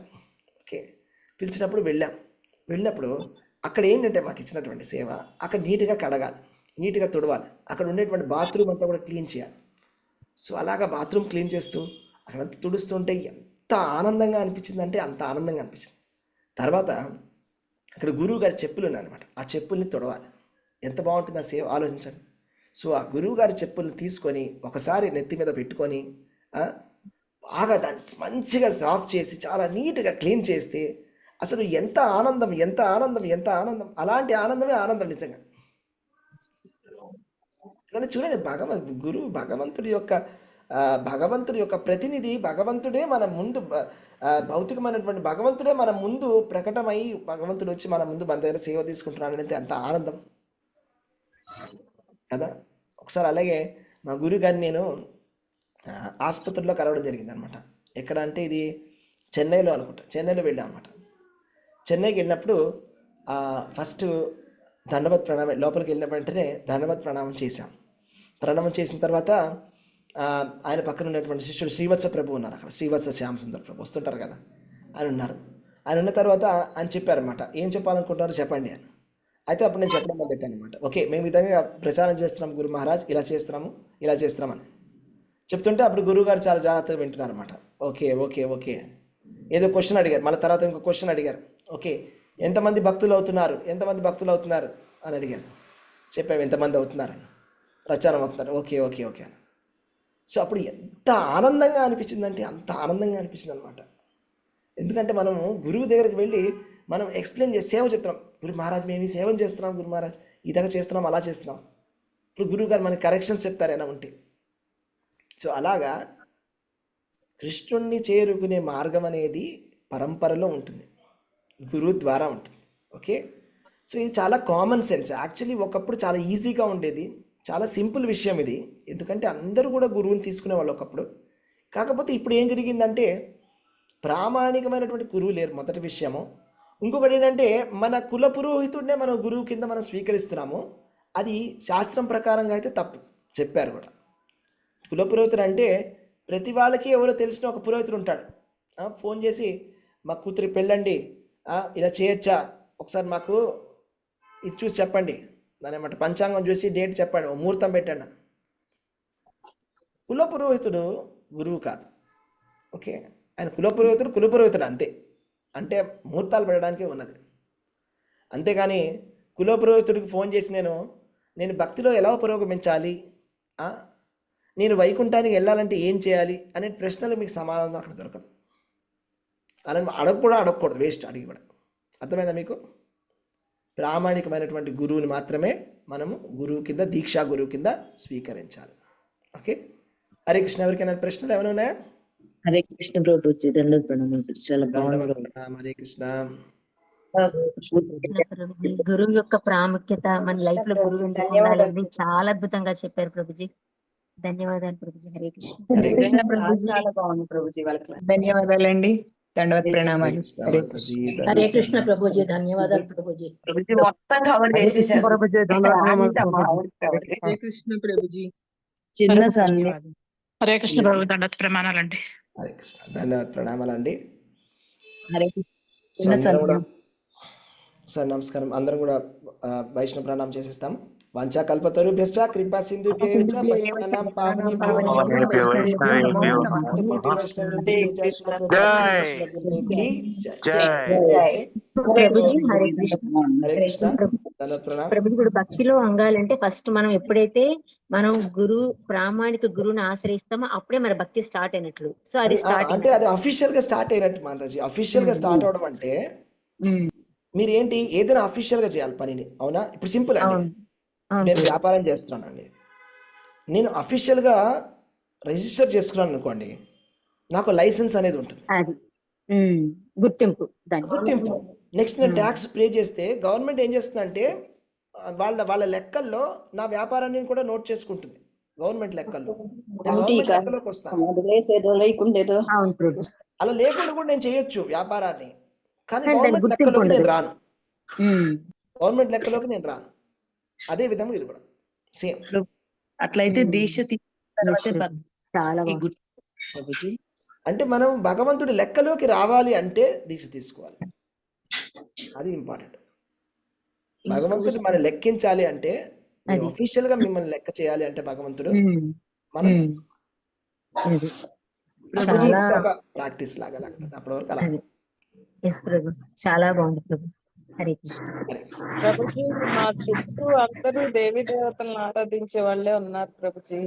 వాళ్ళు ఏ పండగ వస్తే అది వాళ్ళు ఇంట్లో ప్రోగ్రాం పెట్టుకుని చదవటానికి పిలుస్తున్నారు. చదువుతుంటే మాకేమో ఏ దేవతని చదువుతుంటే వాళ్ళే హైయెస్ట్ అన్నట్లు అందులో ఉంటుంది ప్రభుజీ. మనం తప్పట్లేదు ప్రభుజీ, వెళ్ళకుండా ఉండలేము. వెళ్ళి అపరాధమా అనిపిస్తుంది. అది అర్థం అవట్లేదు ప్రభుజీ, ఏం చేయాలో. అంటే మీరు ఇప్పుడు కరెంట్ గా ఉండే భక్తి స్టేజ్ బట్టి ఉంటుందండి. మీరు ఇప్పుడు ఏం చేయాలనేది. మీరు ఇప్పుడు ఎన్ని మాలలు తీసుకున్నారు దీక్ష? 16 మాలలు ప్రభుజీ. 16 మాలలు ప్రభుపాద ఆశ్రయ తీసుకున్నారా? అవును ప్రభుజీ. ప్రభుపాద ఆశ్రయ తీసుకుంటే కొంచెం అలాంటివి అవాయిడ్ చేయడం బెటర్, అట్లాంటి సంఘాలు. ఎందుకంటే భక్తిలో భక్తిలో 6 విషయాలు చేయాలి, 6 విషయాలు చేయకూడదు. ఓకే, అందులో సంగత్యాగం అనేటువంటి ఒక విషయం ఉంటుంది. సంగత్యాగము అంటే అసత్సంగ త్యాగాన్ని చేయాలి. అంటే ఏదైతే భక్తులు కానటువంటి వాళ్ళ సంఘాన్ని విడిచిపెట్టాలి. అలా చేస్తే భక్తి పెరుగుతుంది. సో అదే విధంగా అత్యాహార ప్రయాసశ్చ ప్రజల్పో నియమాగ్రహ జనసంఘశ్చ లౌల్యం చ. జనసంఘం కూడా తప్పు. అంటే ఎవరైతే భౌతికమైనటువంటి మనుషుల దగ్గరకి మనం వెళ్ళడం, వాళ్ళ సంగతి చేయడం అనేది అది ఆధ్యాత్మికమని అనుకోకూడదు. మనం ఆ సంగతిని చేయకూడదు. సాధ్యమైనంత వరకు వెళ్ళకపోవడమే బెస్ట్. నేను రానండి, మీరు ఏదైనా అనుకోండి, మానేస్తే బెస్ట్. మనము మంత్రం పెట్టుకున్నాం, రమ్మన్నారు, రారు కదా ప్రభుజీ. మరి వాళ్ళు అంటే అది 30 మంది వాళ్ళే ప్రభుజీ. 30 ఫ్లాట్లు 50 ఫ్లాట్లు అయితే మేమిద్దరం భక్తిలో ఉన్నాం అంతే. ఇంకా అందరూ రమ్మన్నారు, రారు. ప్రసాదం పెడతాను, జపమాల ఇచ్చాము, బుక్స్ ఇచ్చాము, ఏం ఉపయోగం ఉండదు. అది అందరూ రారండి. ఒకటైతే మనం ఒకటి తెలుసుకోవాలి, అందరూ రారు. అది ఏంటంటే మీరు 30 మంది వస్తారని మనం అనుకోలేము. ఓకే, 300 మందిలో 3 రావచ్చు. మీరు 300 మంది దగ్గరికి వెళ్ళండి. ఓకే, 30 మందిని పక్కన పెట్టండి. వాళ్ళు రావాల్సిన టైం వస్తే వాళ్ళే వస్తారు. కృప ఉండాలి, భగవంతుడి కృప. వాళ్ళకి ఆ టైం ఉండాలి, వాళ్ళకి ఆ ప్యూరిఫికేషన్ అనేది ఉండాలి. మనం కోర్స్ మనం రీచ్ అవుట్ చేయొచ్చు, కొన్నిసార్లు అవకాశం ఇవ్వచ్చు, బట్ వాళ్ళు రారు. అది 30 మందిలో 3 రావడం కూడా చాలా కష్టం అండి. అక్కడ ఏదైనా పెద్ద ప్రోగ్రామ్ నడిచి ఫ్యూచర్లో రావచ్చు. మీరు ఏదైనా మంచి ప్రోగ్రామ్ చాలా అట్రాక్టివ్గా మీరు ఏదైనా మంచి డ్రామాలు, ఏదైనా ఒక డ్యాన్స్ ప్రోగ్రాము, మ్యూజిక్ ప్రోగ్రామ్స్, ఏదైనా మంచి మంచి ప్రోగ్రామ్స్ చేశారనుకో, డివోషనల్ ప్రోగ్రామ్స్, వాళ్ళు రావచ్చు అట్రాక్ట్ అయ్యి. ఓకే, అంటే వాళ్ళు అలా అవి అట్లా పూజలు పెట్టుకుంటే వెళ్ళి దండం పెట్టుకుని వచ్చేయచ్చు ప్రభుజీ. ఇంకా మనం ఒక నమస్కారం పెట్టి ఒక పండో పువ్వు ఇచ్చేసి వచ్చేసిస్తే బెస్ట్. ఓకే ప్రభుజీ. అంతే, సింపుల్గా అయిపోతుంది. ఎక్కువసేపు అక్కడ అసోసియేషన్ అవసరం లేదు. అక్కడ కూర్చొని మనం అహైదికి భక్తి చేయాలన్నారు అంతే. అవునవును, అక్కడికి మనం వెళ్ళి ఆ మంత్రాలు ఆ పూజలు చదివితే మీరు చెప్పిన కరెక్ట్గా అబ్జర్వ్ చేసి చెప్పారు సునీత మాతాజీ, బాగా చెప్పారు. ఎందుకంటే ప్రతి దేవత ఆరాధనలో కూడా ఏ విధంగా ఉంటుందంటే ఆ మంత్రాలు పూజలని ఆ దేవుడి యొక్క గొప్పతనాన్ని తెలియజేసే విధంగా ఉంటుంది. ఆ దేవుడు దేవాది దేవుడు అనే విషయంగా చెప్పే విధంగా ఉంటుంది. అది ఎందుకు అలా ఇచ్చాడు అంటే కృష్ణుడు చెప్పాడు భగవద్గీతలో, నేను ఎవరి దేవత పట్ల శ్రద్ధ కావాలో వాళ్ళకి శ్రద్ధ కనిపించేది నేనే. ఎందుకు అలాగంటే వాళ్ళకి ఆ కోరికలు తీర్చడానికి నేను వాళ్ళకి అటువంటి శ్రద్ధను ఇప్పిస్తాను, నేనే ఇప్పిస్తాను ఆ శ్రద్ధని, నేనే వాళ్ళకు ఉండేటువంటి ద్వారాలను కూడా తీర్చేది నేనే అని చెప్పాడు కృష్ణుడు. ఈ జ్ఞానం మనకి ఉన్నది కాబట్టి మన ఆ విధంగా కృష్ణుడు వ్యాసుడు రూపాన ఆ విధంగా వాళ్ళకి వచ్చేలాగా, వాళ్ళకి అదే అంత ఫెయిత్ వచ్చేలాగా, వాళ్ళని కన్విన్స్ చేసేలాగా అలా మంత్రాలన్నీ కూడా చెప్పడం జరుగుతుంది. మనం కూడా వెళ్తే మనకు కూడా డిస్ట్రాక్షన్ అవుతుంది, తప్పితే ఏం లేదు. సునీత మాచేది హరే కృష్ణ అండి. ఒక చిన్న నాకు తెలిసింది చెప్తున్నాను. మీరు ఎక్కడికి పూజకి వెళ్ళినా అక్కడ కూడా కృష్ణుడి భక్తిలో ముందుకు వెళ్ళాలని ఆ దేవుడికి కూడా దండం పెట్టుకుని వచ్చేయండి.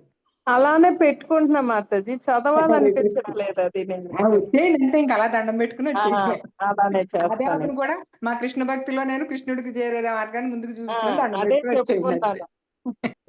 చెప్పుకుంటాను. హరే కృష్ణ. Thank you Mataji.